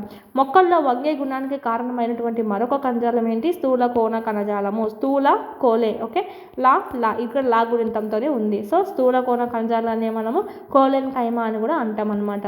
నులితీగలు ఎగబ్రాకే కాండాలు కలిగిన మొక్కల్లో వివిధ భాగాలు విరిగిపోకుండా వంగడానికి యూజ్ అయ్యేదే ఈ స్థూల కోణ కణజాలము. యాంత్రిక ఆధారాన్ని ఇది ఇవ్వడం అనేది జరుగుతుంది. పత్త వృంతం ఏదైతే ఉందో బాహ్య చర్మం కింద, పత్త వృంతం యొక్క బాహ్య చర్మం కింద ఈ కణజాలాన్ని మనం ఇక్కడ గమనించవచ్చు. కణాలు ఏ విధంగా ఉంటాయి? సజీవంగా ఉంటాయి. ఇవి కూడా సేమ్ యాజ్ మృదు కణజాలంగానే పొడవుగా సాగి మూలల్లో క్రమరహితంగా దళసరిగా ఉండడం అనేది జరుగుతుంది. కణాల మధ్య కణాంతర అవకాశాలు చాలా తక్కువగా ఉంటాయి. దానికైతే ఎక్కువగా ఉంటాయి మృదు కణజాలానికైతే. నెక్స్ట్ చూసినట్టయితే దృఢ కణజాలం. దీనిలో మనకి ఎంత ఉంటాయి? నిర్జీవ కణాలు ఉంటాయి. ఈ మృదు కణజాలంలో స్థూల కోణ కణజాలంలో సజీవ ఉంటే దీంట్లో మాత్రం నిర్జీవ కణాలు ఉంటాయి. అందుకనే ఎండిపోయి ఉంటుందన్నమాట. అందుకే మనకు ఇక్కడ ఎండిపోయి గట్టిగా ఉంటుంది, దృఢంగా ఉంటుంది దృఢ కణజాలం అనేది. కొబ్బరి పీచు ఎండిపోయి బ్రౌన్ కలర్లో ఉంటుంది కదా, సో కొబ్బరి పీచు బెస్ట్ ఎగ్జాంపుల్గా చెప్పుకోవచ్చు. ఇది దృఢ కణజాలంతోనే నిర్మితమై ఉంటుంది. ఈ కణజాలంలో నిర్జీవ కణాలు ఉంటాయి. లిగ్నిన్తో చేయబడినటువంటి దళసరి కవచాలను కలిగి ఉండడం వల్లనే అవి మనకు సన్నగా పొడవుగా ఉండడం అనేది జరుగుతుందండి. తరచుగా వీటి కవచాలు ఎంత దళసరిగా ఉంటాయంటే కణం లోపల అసలు ఖాళీ ప్రదేశం అనేది ఉండవు, అంత దళసరిగా ఉంటాయి. ఈ కణాంగాలు కాండాలు నాళికా పుంజాల చుట్టూ ఉంటాయి. ఆకులు ఈనెలలో మరియు గింజలు విత్తనాలు ఉన్నాయి కదా, దాని చుట్టూ ఉన్నటువంటి గట్టి కవచాన్ని ఏమంటామంటే ఇవే మనకు దృఢ కణజాలంగా చూసుకుంటాము. ఇది మొక్కలకి బలాన్ని ఇవ్వడం అనేది జరుగుతుంది. ఇది మనకు సంబంధించి దృఢ మృదు స్థూల కోణ కణజాలము. నెక్స్ట్ మనం చూసినట్టయితే ఈ డయాగ్రామ్స్ ఇచ్చారు కదా, నెక్స్ట్ ఇంకా మనకి రక్షక కణాలు బాహ్య చర్మ కణాలు చూద్దాము. ఈడైతే మనకు పార్శ్వతలం అంట. ఇదైతే మనకు ఉపరితలం నుంచి చూస్తే ఏ విధంగా ఉంటుందో ఈ విధంగా ఉంటుంది, పక్క నుంచి చూస్తే ఏ విధంగా ఉంటుందో ఇది ఈ విధంగా ఉంటుంది అనమాట. రక్షక కణాలు బాహ్య చర్మ కణాలు. ఈడ మనకు చూసినట్టయితే ఇదైతే రంధ్రం అండి. ఈడ మనకు చిక్కుడు గింజ ఆకారంలో ఇది ఉంటాయి. ఇవే మనకు రక్షక కణాలుగా చెప్పుకుంటాము. మళ్ళా దీని చుట్టూ ఈ విధంగా ఉంటాయి. ఓకే, ఈ విధంగా డయాగ్రామ్లో ఇచ్చారు మనకి. మళ్ళీ ఈ పక్క ఇంకొకటి ఉంటుందన్నమాట రక్షక కణజాలం అనేది. ఇది పత్ర రంధ్రము, దీని రంధ్రాన్ని చుట్టుకొని రక్షక కణం ఉంటుంది, మళ్ళీ ఇట్లా మనకు దాని చుట్టూరు మళ్ళీ అది ఉంటుంది. వీటినే మనం బాహ్య చర్మ కణాలు అని చెప్పి అంటాము. వీటిని అయితే రక్షక కణాలు అంటాం. ఇదైతే లోపల ఉండేటువంటి రంధ్రాన్ని పత్ర రంధ్రము అని అంటాం అనమాట. ఇది నెక్స్ట్ బాగా చూసినట్టయితే ఇక్కడ మనం చూద్దాము. అసలు బాహ్య చర్మం అంటే ఏంటి అంటే బాహ్య పొరలో ఉండేటువంటి ఆ కణాలను ఏమంటామంటే బాహ్య చర్మం అని చెప్పి అంటాం. బాహ్య చర్మం సాధారణంగా వరుస కణాలు ఉన్నటువంటి ఒక పొరతో ఏర్పడుతుంది. నీటి ఎద్దడి గల ఆవాసాలలో పెరిగే మొక్కల్లో నీటి నష్టం నుంచి కాపాడడం క్లిష్టం కాబట్టి బాహ్య చర్మం దళసరిగా ఉంటుంది. మొక్క యొక్క బాహ్య తలం అంతా బాహ్య చర్మంతో కప్పబడి ఉండడము, ఇది మొక్క అన్ని భాగాలను రక్షించడం జరుగుతుంది. మొక్క యొక్క వాయుగత భాగాలలో బాహ్య చర్మ కణాలు తరచుగా మైనం వంటి నీటిని నిరోధిస్తాయన్నమాట. నిరోధించే పొరలు బాహ్యంగా ఉపరితలం మీద స్రవిస్తాయి. దాని ద్వారా ఏమవుతుంది, మొక్కల్లో నీటి నష్టం అనేది తగ్గిపోయి దానికి రక్షణగా ఉంటుంది. ఎక్కువ వేడి తగలకుండా కానీ మొక్కల్లో ఉన్నటువంటి నీరు ఆవిరైపోకుండా ఉండడానికి, యాంత్రికంగా జరిగే గాయాలు, పరాన్నజీవులు, శీలింధ్రాలు ఏమన్నా మనకు దాడి చేశాయనుకోండి, వాటి నుంచి రక్షణ పొందడానికి ఇవంతా సహాయపడడం అనేది జరుగుతుంది. ఇది బాహ్య చర్మం అనేది ఏముంటుందంటే ఇక్కడ మనకు నీటి ఎద్దడి గల ఆవాసాలలో పెరిగే మొక్కల్లో అంటే మనకు నీటిలో అనేది తక్కువగా ఉంటాయి. ఎక్కడ ఎగ్జాంపుల్ ఎడారి మొక్కలు. ఎడారి మొక్కల్లో చూసుకున్నట్టయితే నీటి నష్టం తగ్గించడానికి దీని బాహ్య చర్మం మీద దళసరిగా మనకు ఒక మైన మాదిరితో రిలీజ్ చేయడం అనేది జరుగుతుంది. ఇదంతా ఇది కప్పేయడం లాగా జరుగుతుందన్నమాట. మనకు వైట్ మెరుస్తూ ఉన్నట్టుగా మనకి ఇక్కడ మైనం అని ఇచ్చారు. ఇక్కడ మైనం అంటే నీటిని నిరోధించేటువంటి పొర అనేది ఆ ఉపరితలం మీద స్రవిస్తాయన్నమాట. ఈ స్రవించడం వల్ల ఇదంతా మనకు ఒక రక్షణ మాదిరితో ఇదంతా అల్లుకుపోవడం అనేది చేస్తుంది. అంటే మనకు ఒక జస్ట్ పెయింట్ వేసినట్టుగా వైట్ పెయింట్ ఏ విధంగా వేస్తామో ఆ విధంగా ఆ మైనం అనేది ఇట్లా మొత్తం కవర్ చేస్తుంది. ఇది ఏం చేస్తుంది, బాష్పోత్సేకం జరగకుండా చేస్తుంది. అంటే ఆ పత్ర రంధ్రాలు అనేటివి మూసుకుపోతాయి వీటి వల్ల ఏమవుతుంది, పత్ర రంధ్రాల ద్వారా బాష్పోత్సేకం అనేది అంటే జరగదు. మొక్కల్లో ఉండేటువంటి పత్రాల్లో ఉండేటువంటి నీళ్లు ఏదైతే ఉంటాయో ఆ నీళ్ళు అనేటివి నష్టపోకుండా ఉండడానికి యూజ్ అవుతుంది. మరియు దానికి రక్షణ కలిగిస్తుంది. ఈ పరాన్నజీవులు, శీలింధ్రాలు వాటిపైన ఏమన్నా దాడి చేయకుండా ఆ మైనపు పొర అనేది రక్షణ కలిగించడం అనేది జరుగుతుంది, ఆ బాహ్య చర్మం అనేది. ఇది మనకు రోంత కూడా గ్యాప్ ఉండకూడదు. గ్యాప్ ఉందంటే వచ్చేస్తుంది కదా లోపలికి ఏమైనా. సో అందుకని బాహ్య చర్మ కణాలు మొక్క భాగాలను రక్షించాలి కనుక కణాంతర అవకాశాలు అనేటివి లేకుండా ఉంటాయి అన్నమాట. గట్టిగా ఉంటుంది, కణాంతర అవకాశాలు అనేటివి లేవు అసలు. నెక్స్ట్ చాలా వరకు బాహ్య చర్మ కణాలు బల్లపరుపుగా ఉంటాయి. తరచుగా అంతర కణ కవచం కంటే బాహ్య మరియు ప్రక్ర కణ కవచం దళసరిగా ఉండడం అనేది మనం చూడవచ్చు. అంతర కణ కవచం కంటే బాహ్య లేదా పక్క కణ కవచం అనేది దళసరిగా ఉంటుందంట చాలా వాటిల్లో. తరచుగా చూసుకున్నట్టయితే ఇదేం మనకేం లేదు, చూసుకుందాము. పత్ర బాహ్య చర్మంలో అక్కడక్కడ చిన్న రంధ్రాలను మనం గమనించవచ్చు. వీటినే మనం పత్ర రంధ్రాలు అని అంటాం. ఈ విధంగా ఉంటుంది. పత్ర రంధ్రాలు ఆవరించి 2 మూత్రపిండాల ఆకారం కలిగి రక్షక కణాలు ఉంటాయి. ఇవే నేను చెప్పాను కదా, ఇవి మూత్రపిండాల ఆకారంలో కలిగి ఉంటాయి. ఇదంతా పత్ర రంధ్రం అండి. వాతావరణంలో వాయువుల మార్పిడికి ఇవి అవసరమైనవి. వాయువులు అనేటివి మార్పిడి చేయడానికి ఇవి మనకు బాగా యూజ్ అవుతాయి. బాష్పోత్సేకం నీటి ఆవిరి రూపంలో నీటిని నష్టపోవడాన్ని మనము బాష్పోత్సేకం అంటాము. పత్ర రంధ్రాల ద్వారానే జరగడం అనేది వీటి ద్వారానే జరుగుతుంది. ఈ మైనపు ఏం చేస్తుంది, దీని మీద అంతా ఒక లేయర్ మారితే ఇది కప్పేస్తుంది. సో పత్ర రంధ్రం అనేది మూసేస్తుంది. సో అలాంటప్పుడు ఎడారి మొక్కల్లో ఏమవుతుందంటే నీళ్ళ నష్టం అనేది జరగదు, ఎక్కువ బాష్పోత్సేకం జరగదు. మోస్ట్ ఇంపార్టెంట్ చూసుకోవాలి. నీటిని శోషించుకునే వేర్ల యొక్క బాహ్య చర్మ కణాలు సాధారణంగా శోషణ ఉపరితల వైశాల్యాన్ని ఎక్కువగా పెంచే పొడవైన మూలకేశాల వంటి భాగాన్ని కలిగి ఉంటాయి. నీటిని తీసుకునేటువంటి వేర్ల యొక్క బాహ్య చర్మాలు, ఇలాంటి వేర్ల యొక్క బాహ్య చర్మాలు ఏ విధంగా ఉంటాయంట, ఈ ఉపరితల వైశాల్యాన్ని ఎక్కువగా చేస్తాయి, శోషణంగా ఎక్కువ చేసుకోవడానికి. అటువంటి పెంచడానికి అట్లాగా ఉపరితలం పెంచడానికి వీలైనట్టు పొడవైనటువంటి మూలకేశాలు కలిగి ఉంటుంది. సపోజ్ చూసినట్టయితే ఇది నేల అనుకున్నట్టయితే ఈ విధంగా మూలకేశం. ఈ విధంగా ఏమంటే మూలకేశాలు, ఇదంతా మనకు నేల అని చెప్పుకోవచ్చు. నేల లోపల మట్టి ఎక్సెట్రా. ఇది మనకు ఎడారి మొక్కలు వంటి కొన్ని మొక్కల్లో బాహ్య చర్మం దళసరిగా మైనం పూత గల ఆ మైనం పూత ఉంటుందని చెప్పాం కదా, అది ఏంటంటే క్యూటిన్ను బాహ్య ఉపరితలంపై కలిగి ఉంటుంది. ఆ పైన ఉన్నటువంటి ఆ మైనంపు పొరవాలతో ఉంటుందని చెప్పాం కదా, అది ఏమిటి అంటే క్యూటిన్. జల నిరోధక శక్తి కలిగినటువంటి రసాయన పదార్థాన్ని మనం ఇక్కడ అది ఒకటిగా చెప్పుకోవచ్చు. క్యూటిన్ ఇక్కడ అంతే కదా, జలం అనేది ఈ పక్కకు ఆ పక్కకు పోనీకన్నా చేస్తుంది, ఆవిరిని కానీ జలాన్ని కానీ. సో అది మనకు జల నిరోధక శక్తి కలిగినటువంటి రసాయనిక పదార్థంగా చెప్పుకోవచ్చు. క్యూటిన్ దాన్నే కలిగి ఉంటుంది.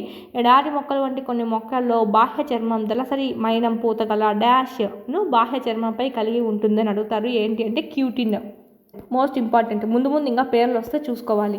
చెట్టు కొమ్మ యొక్క బాహ్య చర్మం లేత కాండం యొక్క బాహ్య చర్మం కంటే భిన్నంగా ఉంటుంది. చెట్టుతో చూసినట్టయితే ఏ విధంగా ఉంటుంది, బెరడు మాదిరితో బ్రౌన్గా ఉంటుంది. కానీ లేత కాండం యొక్క బాహ్య చర్మం ఎలా ఉంటుంది, లేతగా ఉండేది. అప్పుడే మనకు గ్రీన్ కలర్లో, లైట్ గ్రీన్ కలర్లో ఉండడం జరుగుతుంది. సో ఇవన్నీ మనకు భిన్నంగానే ఉన్నాయి కదా, సో ఎస్ అని పెట్టామన్నమాట. భిన్నంగా ఉంటాయా అని అడుగుతున్నాడు. అవును ఉంటాయి. ఎందుకు ఉంటాయో ఇప్పుడు కింద తెలుసుకుంటాం మనము. మొక్క పెరుగుతున్న కొద్దీ వెలుపల ఉండే రక్షక కణజాలం కొన్ని మార్పులు చెందుతూ ఉంటుంది మొక్క పెరిగే కొద్దీ. ఓకే, ఈ వలకలంలో ఉన్న ద్వితీయ విభాజ్య కణజాలం బెండుతో ఉన్న కణాల పొరను ఏర్పరచడం అనేది జరుగుతుంది. వలకలంలో ఉన్నటువంటి ద్వితీయ విభాజ్య కణజాలం బెండుతో, ఓకే, ఇది రక్షణ కణజాలం ఇచ్చాడు పిక్చర్ కూడా మనకి ఇక్కడ చూసినట్టయితే. ఇవన్నీ బెండు కణాలు పగిలినటువంటి బాహ్య చర్మం మరి పైన ఉంటాయండి, ఇవన్నీ పగిలినట్టుగా ఉంటాయి. బెండు కూడా ఎప్పుడు చూడండి చీలినట్టుగా ఉంటుంది కదా, చెట్టు చుట్టూ ఉంటుంది ఎక్కువగా. నెక్స్ట్ బెండు కణాలు, ఇవన్నీ మనకు బెండు కణాలుగా చెప్పవచ్చు. బెండు కణాలు అనేటివి ఏ విధమైనటువంటివి అంటే రక్షక కణజాలం కిందికి రావడం జరుగుతుందండి. ఇవి రక్షణ ఇస్తాయన్నమాట చెట్టుకి చుట్టూరా. ఓకే, బెండులో ఉన్న కణాలు నిర్జీవంగా ఉంటాయి. దగ్గరగా కణాంతర అవకాశాలు అసలు లేకుండా ఉంటాయి. లోపలికి ఏం పోనీ చేయడం ఉండవు, అసలు లేకుండా ఉంటాయి. వాటి కణ కవచాలు సుబారిన్ అనేటువంటి పదార్థాన్ని కలిగి ఉండి నీళ్ళు గారి చొరపడకుండా చేయడం అనేది జరుగుతుంది. Okay, suberin. ఓకే, ఇక్కడ మనం చూడండి, ఇక్కడ ఏమి ఇచ్చారు, క్యూటిన్ ఇచ్చారు. ఎడారి మొక్కల్లో మనకు పైన దళసరి ఉంటుంది కదా, మైనము బాహ్య చర్మం మీద, అది ఏది అంటే క్యూటిన్ అండి. ఇది జల నిరోధక శక్తి కలిగినటువంటి రసాయనిక పదార్థంగా చెప్పుకోవచ్చు. ఇదైతే మనకు నీరు గాలి చొరపడకుండా ఉండడం అనేది జరుగుతుంది బెరడు యొక్క కణ కవచాల మీద. ఇదే ఏంటంటే సూబరిన్. మోస్ట్ ఇంపార్టెంట్, కన్ఫ్యూజ్ కాకూడదు. ఓకే, ఇప్పటి వరకు మనము ఒకే విధంగా ఉండి ఒకే రకమైన కణాలతో ఏర్పడినటువంటి భిన్న రకాల కణజాలాల గురించి చర్చించుకున్నాము.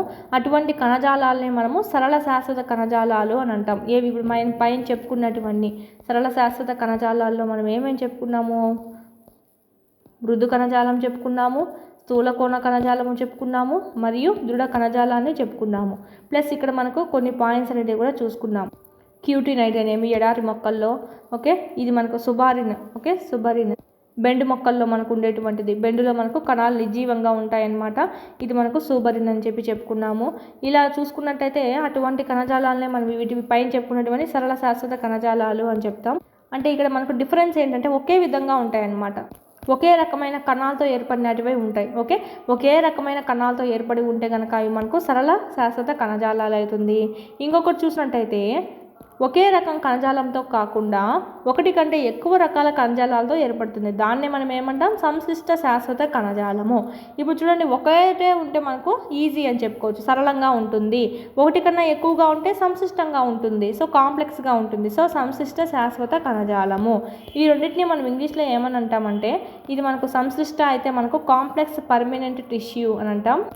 సరళ అంటే మనకు సింపుల్ పర్మనెంట్ టిష్యూ అని అంటాం. ఓకే, ఈ రెండు మనం చూసుకుంటే ఈడైతే ఒకే రకమైన కణాలతో ఏర్పడినటువంటి భిన్న రకాల కణజాలాలు ఉంటాయి. ఒకే రకమైనటువంటి కణాలతో ఉంటుందన్నమాట సరళ శాశ్వత కణజాలాలు అనేటివి.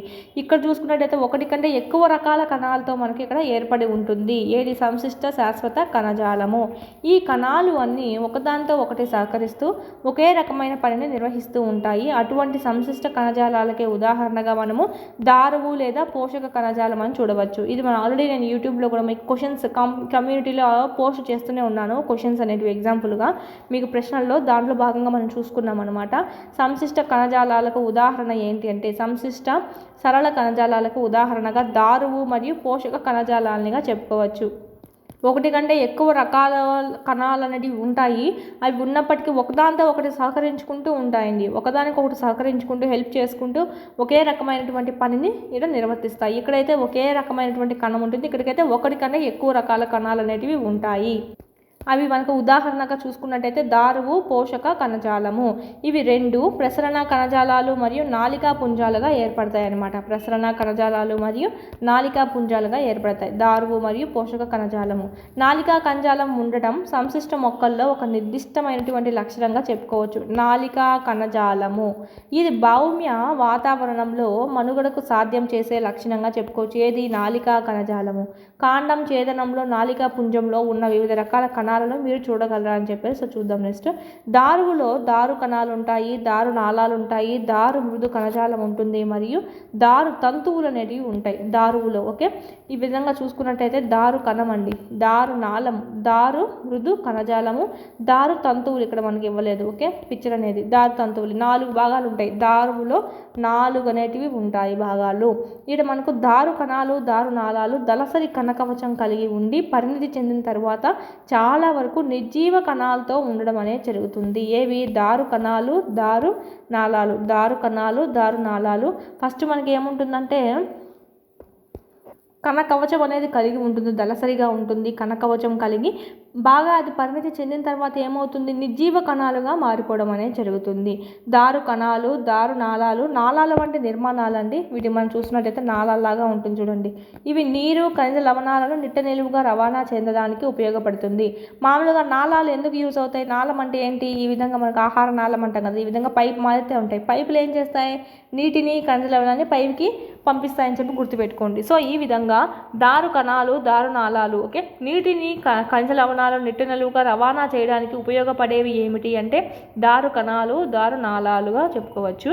Most important. నెక్స్ట్ దారు మృదు కణజాలం ఆహారాన్ని నిల్వ చేస్తుంది. మృదు కణజాలం ఆల్రెడీ మనం పైన చెప్పుకున్నాము. చెట్టులో అది మనకు సరళ శాశ్వత కణజాలంలో కూడా మృదు కణజాలము ఆహారాన్ని నిల్వ చేస్తుందండి. సేమ్ యాజ్ ఇక్కడ దారు మృదు కణజాలము ఆహారాన్ని నిల్వ చేస్తుంది. దారు నారలు వివిధ పనులకు సహకరించడం అనేది జరుగుతుందన్నమాట. దారు నారలు కూడా ఉన్నాయి. ఇవి మనకు వివిధ రకాల పనులకి మనకి ఇక్కడ సహకరిస్తాయి. నెక్స్ట్ అదేవిధంగా పోషక కణజాలంలో అయితే 5 రకాల కణాలతో ఏర్పడుతుందన్నమాట. ఇక్కడైతే 4 రకాలు ఆల్రెడీ చెప్పుకున్నాం కదా. ఎందుకు చెప్పుకున్నాం ఇక్కడ ఆల్రెడీ? ఇక్కడ సంశిష్ట అంటే ఏంటి? సరళ అంటే ఏంటి? ఒక కణాలతో ఏర్పడేది అని చెప్పుకున్నాం. ఇక్కడ సంక్లిష్ట అంటే ఒకటి కన్నా ఎక్కువ అని చెప్పుకున్నాము. ఓకే, అంటే ఏంటి? దారు కణాలు, దారు నాళాలు, దారు మృదు కణజాలము, దారు తంతువులు 1, 2, 3, 4 రకాల కణాలు అనేటివి ఉన్నాయి. ఎక్కడ? దారులో. పోషక కణజాలాల్లో అయితే 5 రకాలు అనేటివి ఉన్నాయి. ఇక్కడ ఆల్రెడీ చెప్పుకున్నాము.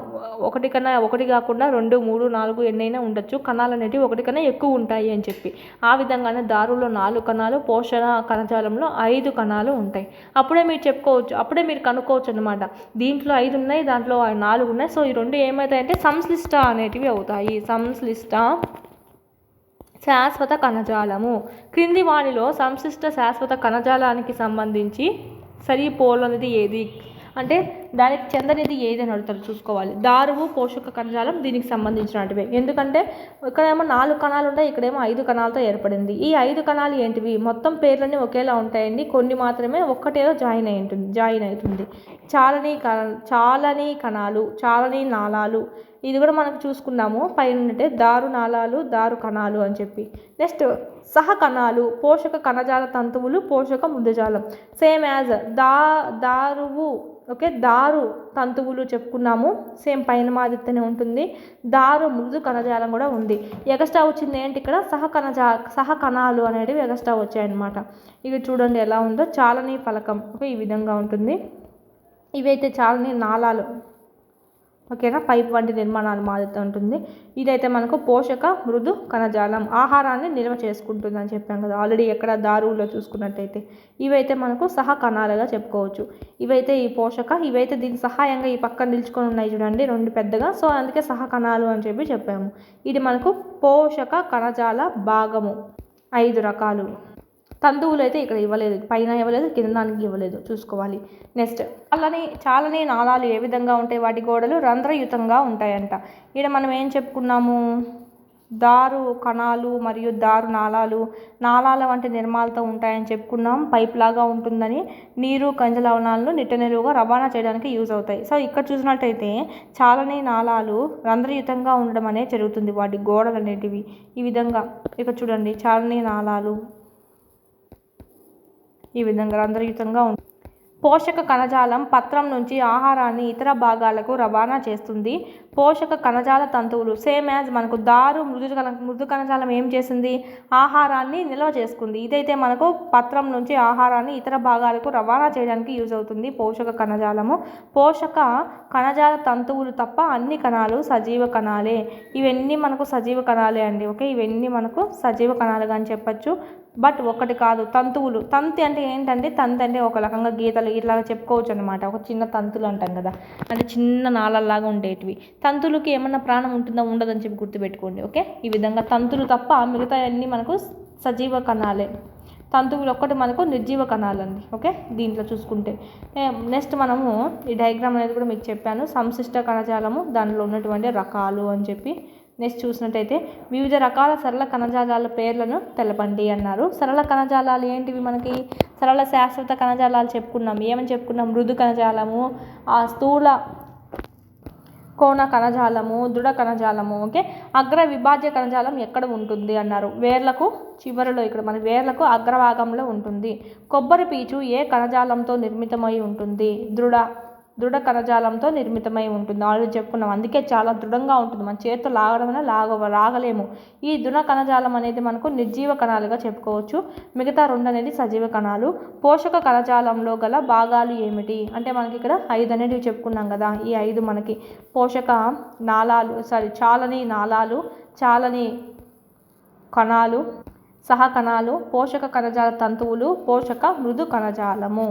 ఇది మనకు నెక్స్ట్ చూసినట్టయితే జంతు కణాలు.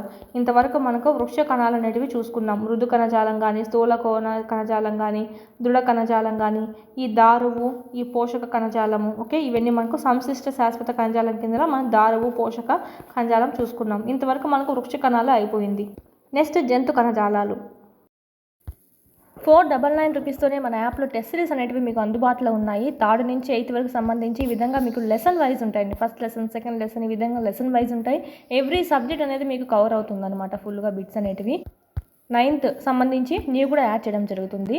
లింక్ టాపిక్స్ ఏవైతే ఉన్నాయో ఎగ్జిట్కి సంబంధించి అవన్నీ, సైకాలజీ, విద్యా దృక్పథాలు, మెథడాలజీ, కరెంట్ అఫైర్స్, జీకే మరియు ట్రై మెథడ్స్ కూడా మీకు ఇక్కడ లభించడం జరుగుతుంది. టెస్ట్ సిరీస్ అనేటివి 499 రూపీస్కి మాత్రమే మీరు ఇక్కడ పర్చేజ్ చేసుకోవచ్చు. చాలా తక్కువ ప్రైస్ అని చెప్పొచ్చు. టెస్టులు అయితే మనకు 1500+ టెస్టులు అనేవి ఉన్నాయండి.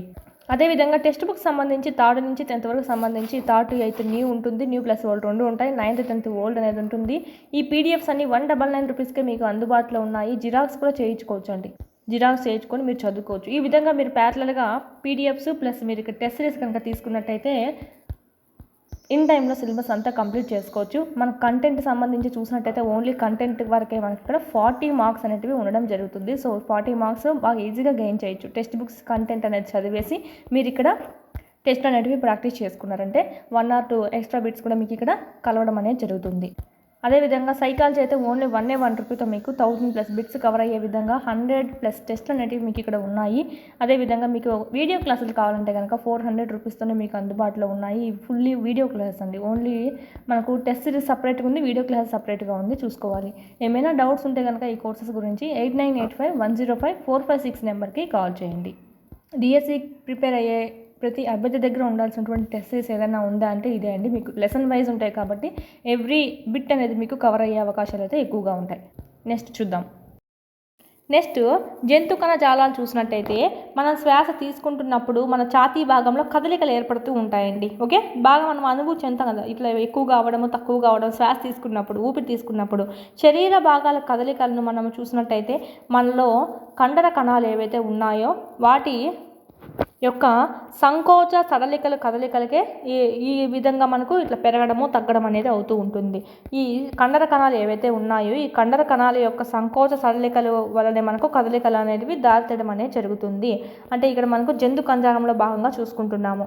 వాటికి కూడా ఇంకేవన్నీ ఉంటాయి, శ్వాసిస్తుంది. శ్వాసించినప్పుడు మన బాడీ అనేది కూడా మనం చూసినట్టయితే పరిమాణం ఇలా పెరుగుతుంది అన్నమాట ఛాతీ భాగంలో. ఎందుకంటే కండర కణాలు అంత చేస్తూ ఉంటాయి అన్నమాట. కండర కణాలు అనేటివి సంకోచ సడలికలకు ఇవి మనకు కదలడం అనేది జరుగుతుంది.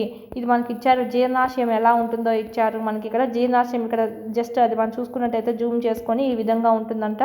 ఈ విధంగా వీటిపైన ఎలా ఉంటుందంటే ఈ విధంగా నునుపు కండర తంతువులు అనేటివి ఉంటాయంట. ఇవన్నీ మనకు చూడండి ఈ విధంగా ఉంటుంది. ఓకే, ఈ విధంగా ప్రతిదానికి కేంద్రకం ఉంది చూడండి, ఇదొకటి ఇదొకటి ఓకే, ఇదొకటి నెక్స్ట్ ఇదొకటి, అట్లా ప్రతిదానికి ఒక కేంద్రకం అనేది ఉంది. బ్లాక్ కలర్లో ఉంది కదా, ఇదేంటంటే కేంద్రకము. ఈ విధంగా కండర కణం అనేది ఏ విధంగా ఉంటుందంటే ఈ విధంగా ఉంటుంది. కండర తంతువుల యొక్క స్థానము. ఇక్కడ చూడండి, ఇదంతా మనము కండర కణం అని చెప్తామన్నమాట. ఇది మధ్యలో కేంద్రకము, నునుపు కండర తంతువులు అనేవి ఇది మనం చూసుకుంటాం అనమాట. షేప్ ఈ విధంగా ఉంటుంది. అదే మనము నాడీ కణాలు ఏ విధంగా ఉంటాయి, ఈ విధంగా ఉంటుంది కదా. సో ఆ విధంగా కండర కణాలు ఈ షేప్ కలిగి ఉంటాయి. ఇది మనకు నెక్స్ట్ శ్వాసక్రియలో మనం ఆక్సిజన్ని పీల్చుకుంటాము. ఈ ఆక్సిజన్ అనేది ఎక్కడికి వెళ్తుంది, ఊపిరితిత్తుల్లోకి వెళ్తుంది. ఊపిరితిత్తుల్లో ఈ ఆక్సిజన్ అనేది రక్తంలోకి శోషించుకోబడి శరీరం యొక్క అన్ని కణాలకు రక్తం అనేది పంపు చేయబడ్డం అనేది జరుగుతుంది, సరఫరా చేయబడ్డం అనేది జరుగుతుంది. కణాలకు ఆక్సిజన్ ఎందుకు అవసరము, శక్తి రిలీజ్ కావడానికి, మనకు శక్తిని తయారు చేసుకోవడానికి కణాలకు ఆక్సిజన్ కావాలండి. వాయు సహిత మనకు ఆక్సిజన్ అనేది ఉంటేనే మనకి ఇక్కడ శక్తి అనేది తయారు చేసుకోవడం అనేది జరుగుతుంది. శక్తి ధాన్యాగారాలు, శక్తి కర్మాగారాలు అనేది ఏం చెప్పుకున్నాం, మైటోకాండ్రియా అని చెప్పుకున్నాం కదా.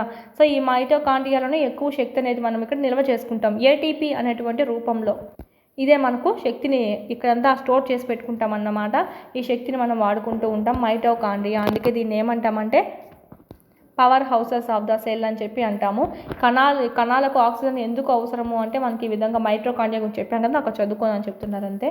నెక్స్ట్ రక్తం ప్రవహిస్తూ వివిధ పదార్థాలను శరీరంలోని ఒక భాగం నుండి వేరొక భాగానికి మోసుకెళ్ళడం అనేది జరుగుతుంది. ఈ రక్తం అనేది, రక్తం కూడా చూసినట్టయితే ఇది కూడా ఒక కణజాలంగా చెప్పుకోవచ్చు, సంయోజక కణజాలము. ఓకే, ఉదాహరణకు చూసినట్టయితే ఇది ఆహారము, ఆక్సిజన్ను అన్ని కణాలకు తీసుకెళ్తుంది. ఏది రక్తం అనేది అన్ని శరీర భాగాల నుంచి వ్యర్థ పదార్థాలను సేకరిస్తుంది.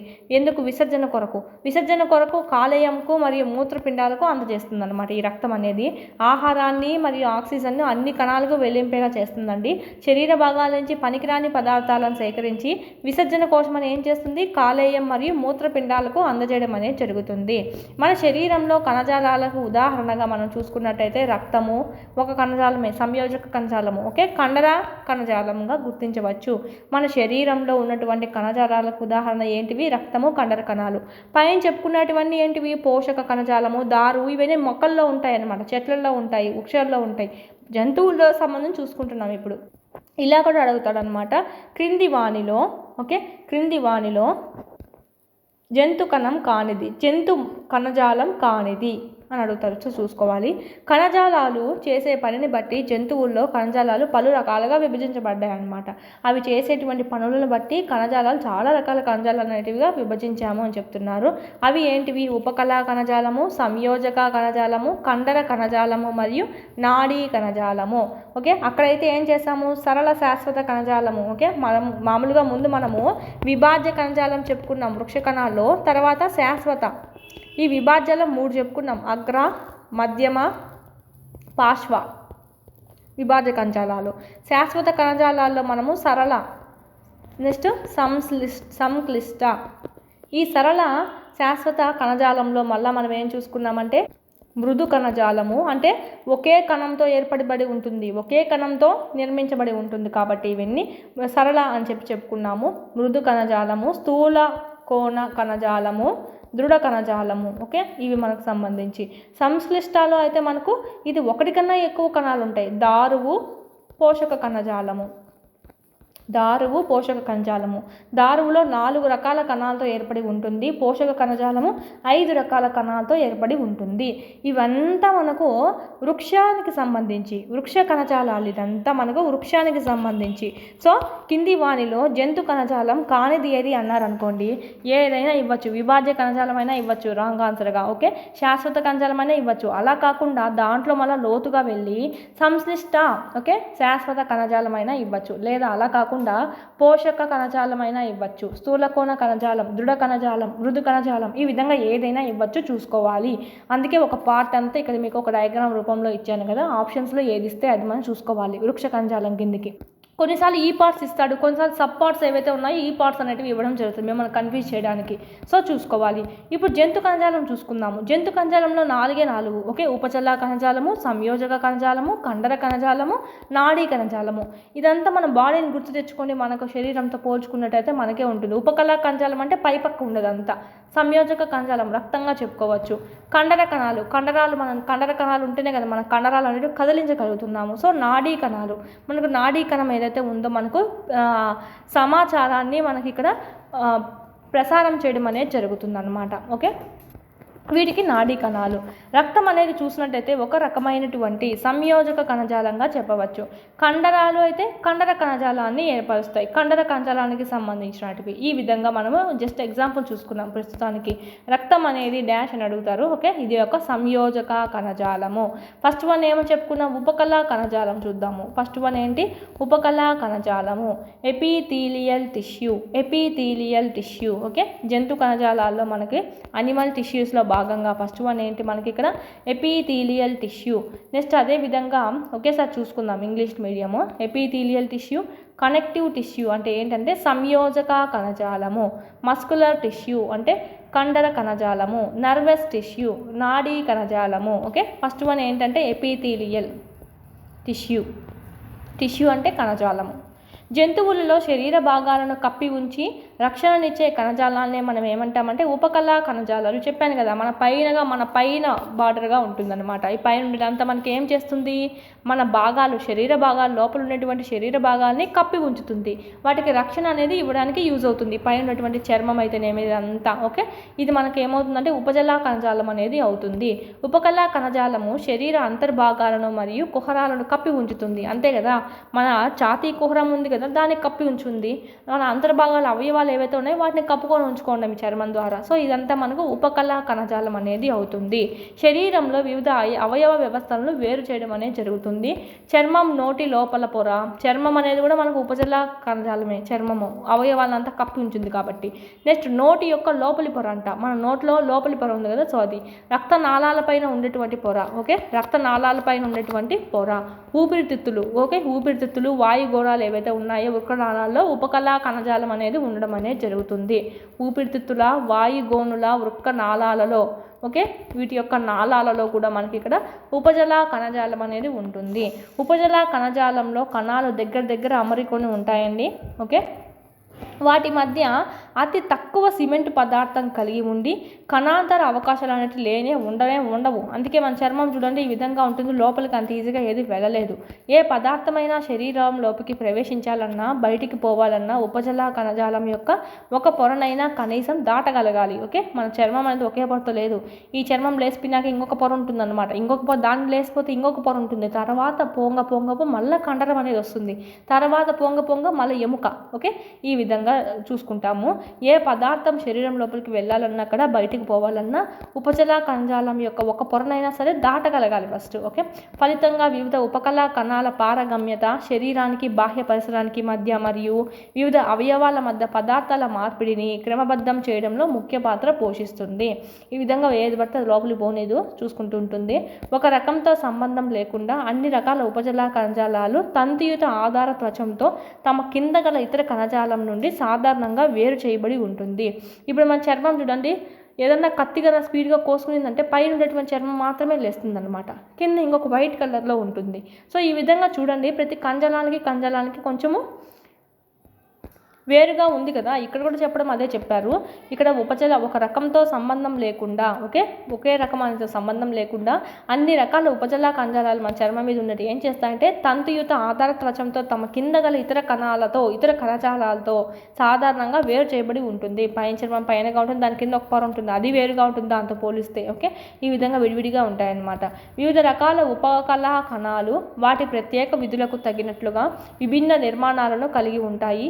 వాటి విధులకు అనుగుణంగా వాటి నిర్మాణం కూడా ఆ విధంగా ఉంటుందని చెప్పి, ఉదాహరణకు చూసుకున్నట్టయితే రక్తనాళాల త్వచ కణాలు లేదా ఊపిరితిత్తుల వాయుగోణాలు వంటి విచక్షణ స్తర ఉపరితలం ద్వారా పదార్థాల రవాణా జరిగే తలాలలో సరళ లేదా బల్లపరుపు, వాటి విధికి అనుగుణంగా అవి మనకు సరళ లేదా బల్లపరుపు ఉపజలా కణజాలాన్ని కలిగి ఉంటాయన్నమాట. బల్లపరుపు అంటే మన చిన్న చూద్దాం, బల్లపరుపు అంటే ఏ విధంగా ఉంటుందంటే ఈ విధంగా మనకు ఇది బల్లపరుపుగా అంటే ఈ విధంగా మనకు సాదాగా ఉండడం అనే మీనింగ్లో వస్తుంది. నెక్స్ట్ విచక్షణాస్తర ఉపరితలం అంటే ఏంటి? విచక్షణాస్తర అంటే ఏంటి? ఆల్రెడీ ఫస్ట్ లెసన్లో చెప్పుకున్నాము. అంటే ఏది లోనికి పంపించాలి, ఏది బయటికి పోనివ్వాలి, ఏది లోపలికి పంపించాలి, ఏది లోపలికి పంపించకూడదు, హానికరమైన పంపించకూడదు కదా. సో అలాగంతా మనకు దానికి విచక్షణ కలిగి ఉంటుందన్నమాట. సో అలాంటి పొరనే ఏమంటామంటే విచక్షణాస్తర ఉపరితలం, విచక్షణాస్తర పొర అని చెప్పి అంటాము. దీని ద్వారా పదార్థాల రవాణా అనేది జరుగుతుంది. అది కూడా ఏంటి, మనకు హాని కలిగించకుండా ఉండేటి పదార్థాలను మాత్రమే లోనికి పంపిస్తుంది, మిగతావి అక్కడనే ఆపేస్తుంది. ఎందుకంటే దానికి విచక్షణ ఉంది కాబట్టి. ఓకే, దానికి తెలుసు లోపల పంపిస్తే అది మనకు బాడీని హాని చేస్తుందని చెప్పి సో పంపించదు. సో ఈ విధంగా విచక్షణ కలిగి ఉంది కాబట్టి దాన్ని విచక్షణాస్తర ఉపరితలం, విచక్షణాస్తర పొర అని చెప్పి అంటాం మనం. ఇక్కడ చూసుకున్నట్టయితే పదార్థాల రవాణా జరగడానికి యూజ్ అవుతుంది. ఇది మనకి ఎలా ఉంటుంది ఆకారం అనేది, వాటి విధిని బట్టి కొన్ని అయితే సరళంగా ఉంటాయి, కొన్ని అయితే మనకు బల్లపరుపుగా ఉంటాయి అన్నమాట. ఈ ఉపకళా కణజాలాలు అనేటివి. దీన్నే మనం ఏమంటామంటే సరళ శల్కల ఉపకళ అని కూడా అంటాం అనమాట. స్కామా లేదా శల్కల అంటే ఏంటంటే పొలుసులతో కూడినటువంటి చర్మము.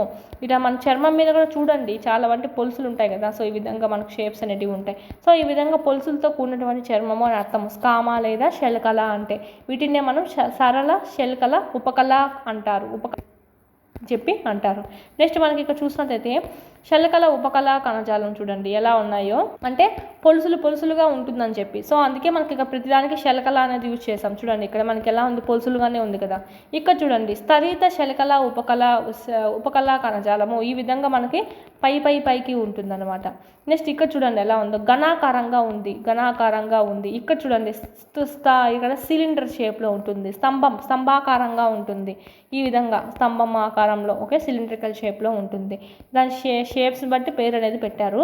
ఇది షేప్లో ఉంది, ఘనకారం షేప్లో ఉంది కాబట్టి ఘనాకార ఉపకళం అని పెట్టారు. దీనికైతే స్తంభాకార షేప్లో ఉంది కాబట్టి స్తంభాకార ఉపకళా కణజాలము. దీన్నే మనము శైలికామయ ఉపకళ అని కూడా అంటాం. ఇప్పుడు ఇంగ్లీష్లో చూద్దాం అన్నీ మనకు.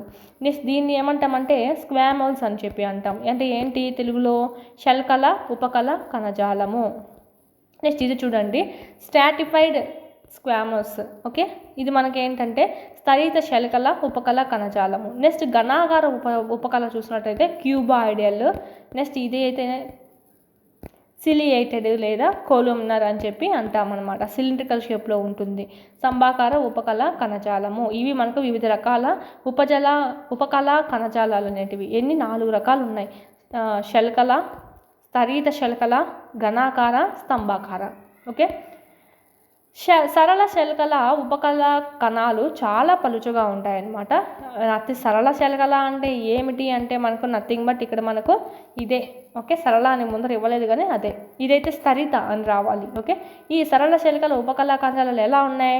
చాలా పలుచగా ఉన్నాయి చూడండి, దగ్గరగా లేకుండా చాలా వెడల్పుగా పలచగా ఉన్నాయి. బల్ల పరుపు మాదిరిగా ఉంది. ఇక్కడ చూడండి హైట్గా ఉంది ఏమన్నా లేదు, ఓన్లీ పరుపు మాత్రం కింద పరిస్థితి ఎలా ఉంటుందో ఆ విధంగా బల్ల పరుపుగా ఉండడం అనేది జరుగుతుంది.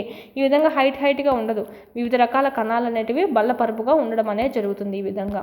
నెక్స్ట్ సున్నితమైన పొరను ఏర్పరుస్తాయంటే ఇవి ఆహార వాహిక, నోటి కుహరంలోని పొర శల్కల ఉపకళ చేత కప్పబడి ఉంటుంది. ఎగ్జాంపుల్ చూడండి, ఈ శల్కల ఉపకళా కణజాలాలు ఎక్కడ ఉంటాయి అంటే ఆహార వాహిక, నోటి కుహరంలో మనకు ఉండేటువంటిదే ఈ శల్కల ఉపకళ. ఇవి ఎందుకు చూడండి చాలా సున్నితంగా ఉంటాయి. మనకు చూసుకోండి ఇక్కడ మనకు నోటి కుహరంలో ఉండేది కూడా మనకు చూడండి అదే. ఎందుకంటే చాలా సెన్సిటివ్గా ఉంటుంది. ఏమన్నా నోరు కన్నా చిన్న దెబ్బ తగిలినప్పుడు లేదా పొక్కినప్పుడు కూడా ఏమన్నా చిన్న కారం తగిలితే చాలా సెన్సిటివ్గా ఉంటుంది. కాబట్టి ఈ నోట్లో మనకు పొర అనేది బాగా గమనించుకోండి. అక్కడ మనకి సైడ్లో బుగ్గల కాడ ఉంది కదా, సో అదంతా మనకి ఏమవుతుందంటే చాలా సెన్సిటివ్గా ఉంటుంది, చాలా సున్నితమైన పొరగా ఉంటుంది, చాలా పలుచుగా ఉంటుంది. ఏమైనా మనకు కారం తగిలినా కూడా సర్రమని మనకు చాలా అనీజీగా ఉంటుందన్నమాట. ఇది మనకు ఎందుకంటే సున్నితంగా ఉంటుంది కాబట్టి చాలా పలుచగా ఉంటుంది. ఈ మనకు ఆహార వాహిక, నోటి కుహరంలో ఉండేటువంటిది ఏది? శల్కల ఉపకళ కణజాలము. శరీరానికి రక్షణనిచ్చే చర్మం కూడా ఉపకళా కణజాలంతో తయారవుతుందని చెప్పుకున్నాం. చర్మం ఆల్రెడీ ఈ చర్మం అనేది మనకు ఉపకళా కణజాలంగా చెప్పుకున్నాము. ఓకే, ఇది మనకి ఎలా ఉంటుందంటే కణాలు అనేటివి నష్ట నివారణకి, అంటే కణాలు అనేటివి నష్టపోకుండా ఉండడానికి అని చెప్పి అనేక వరుసల్లో అమరుకొని ఉంటాయంట. చాలా రకాలటువంటి అనేక వరుసలు అంటే చాలా రకాల ఇట్లా వరుసలు అనేటివి ఉంటాయి. ఇలా పొరలుగా అమరి ఉండడం చేత ఈ కణజాలాలనే మనం ఏమంటామంటే స్తరిత శల్కల ఉపకళా కణజాలం అని చెప్పి అంటాము. అంటే మనకు చర్మం అనేది ఏంటి? ఉపకళా కణజాలమే. ఈ ఉపకళా కణజాలాల్లో కూడా మనకు 4 టైప్స్ ఉన్నాయి కదా, ABCD అని చెప్పుకున్నాం కదా. వీటిల్లో కూడా మళ్ళీ ఏది అంటే ఇది స్తరిత శల్కల శల్కల ఉపకళా కణజాలం. అందుకే చూడండి ఇక్కడ ఒక పొర ఉంది, మళ్ళీ పైన ఇంకొకటి, పైన ఇంకొకటి, పైన ఈ విధంగా మనకు పొరలుగా ఉంటుందంట. మన చర్మం అనేది మన పొరలుగా ఉంటుంది. ఏమైనా మనం ఇప్పుడు జిగిరేటి ఉన్నాయండి, సపోజ్ మీకు చెప్పాలంటే ఇంట్లో ఆడవాళ్ళకి బాగా అర్థమవుతుంది. మాడికాయ జిగిరేది ఏమైనా జిగిరేది ఉంటే కొన్నిసార్లు మన పొరపాటుగా చెయ్యి అనేది ఏమవుతుందంటే చర్మం మీదకి వచ్చేస్తుంది ఆ జిగిరేది. అప్పుడు ఏమవుతుంది, పైన చర్మం లేచిపోయి ఓకే తెల్లగా కనిపిస్తూ ఉంటుంది. అంటే ఒక పొర పైన చర్మం పోయిన తర్వాత మన లోపల ఇంకొక చర్మం పొర అనేది ఉంటుందన్నమాట. దాని తర్వాత ఇంకా ఉంటుంది, దాన్ని కనుక మనకు గోకామంటే కనుక బ్లడ్ వస్తుంది. సో ఆ విధంగా పొరలుగా ఉంటుంది. ఎందుకు ఇదంతా ఉంటుంది పొరలుగా అంటే మన చర్మాన్ని రక్షించడానికండి. ఓకే, రక్షణ కోసమే. ఈ విధంగా చూడండి, కణాలు అనేటివి నిష్ట నివారణకై అనేక వరుసల్లో అమరి ఉంటాయి. ఇలా పొరలుగా అమరి ఉండడం చేత ఈ కణజాలాన్ని స్తరిత శల్కల ఉపకళా కణజాలం అని చెప్పి అంటాము. ఇంగ్లీష్లో చూసినట్టయితే స్ట్రాటిఫైడ్ స్క్వామయస్. ఓకే, ఇది మనకు సంబంధించి అడుగుతారు. చర్మం అనేది అని చెప్పి ఈ ఉపకళా కణజాలం అని ఇవ్వరు, ఈ 4 టైప్స్ ఇస్తారనమాట. ఈ 4 టైప్స్లో ఏది అని. ఓకే, స్తరిత శల్కల ఉపకళా కణజాలము. అదేవిధంగా శల్కల ఉపకళా కణజాలానికైతే ఫస్ట్ వానికైతే ఏంటి, సరళ శల్కల ఉపకళా కణజాలకైతే ఆహార వాహిక, నోటి కుహరం ఎగ్జాంపుల్ అయితే, ఈ చర్మం అనేది ఇది మనకు సెకండ్ దానికి ఎగ్జాంపుల్ అండి. ఇది మనకు ప్రేగు లోపల మనకు పొర అనేది ఉంటుంది. ప్రేగు లోపలి పొర వంటి శోషణ స్రావక క్రియలు జరిగే చోట పొడవాటి ఉపకళా కణజాలాలు ఉంటాయి. ఇవే మనకు స్తంభాకార ఉపకళా కణజాలాలు అనిగా చెప్పుకోవచ్చు. ఇది ఏం చేస్తుందంటే ఆ ఉపకళ అంతటా అవరోధాలు దాటుకుంటూ కదలికలు సులభతరం చేయడం అనేది జరుగుతుంది. ప్రేగు లోపలి పొర ఉండేటువంటి శోషణ స్రావిక క్రియలు జరిగే చోట పొడవాటి ఉపకళా నాళాలు అనేటివి ఉంటాయి. ఈ విధంగా స్తంభాకారం అంటే ఏంటి, ఈ విధంగా ఉంటాయి చూడండి, పొడవాటి నాళాల్లాగా అన్నారు. సో ఈ విధంగా మన స్తంభం ఆకారంలోనే చూడండి పొడవుగా ఉంది కదా. సో ఆ విధంగా గుర్తుపెట్టుకోవచ్చు.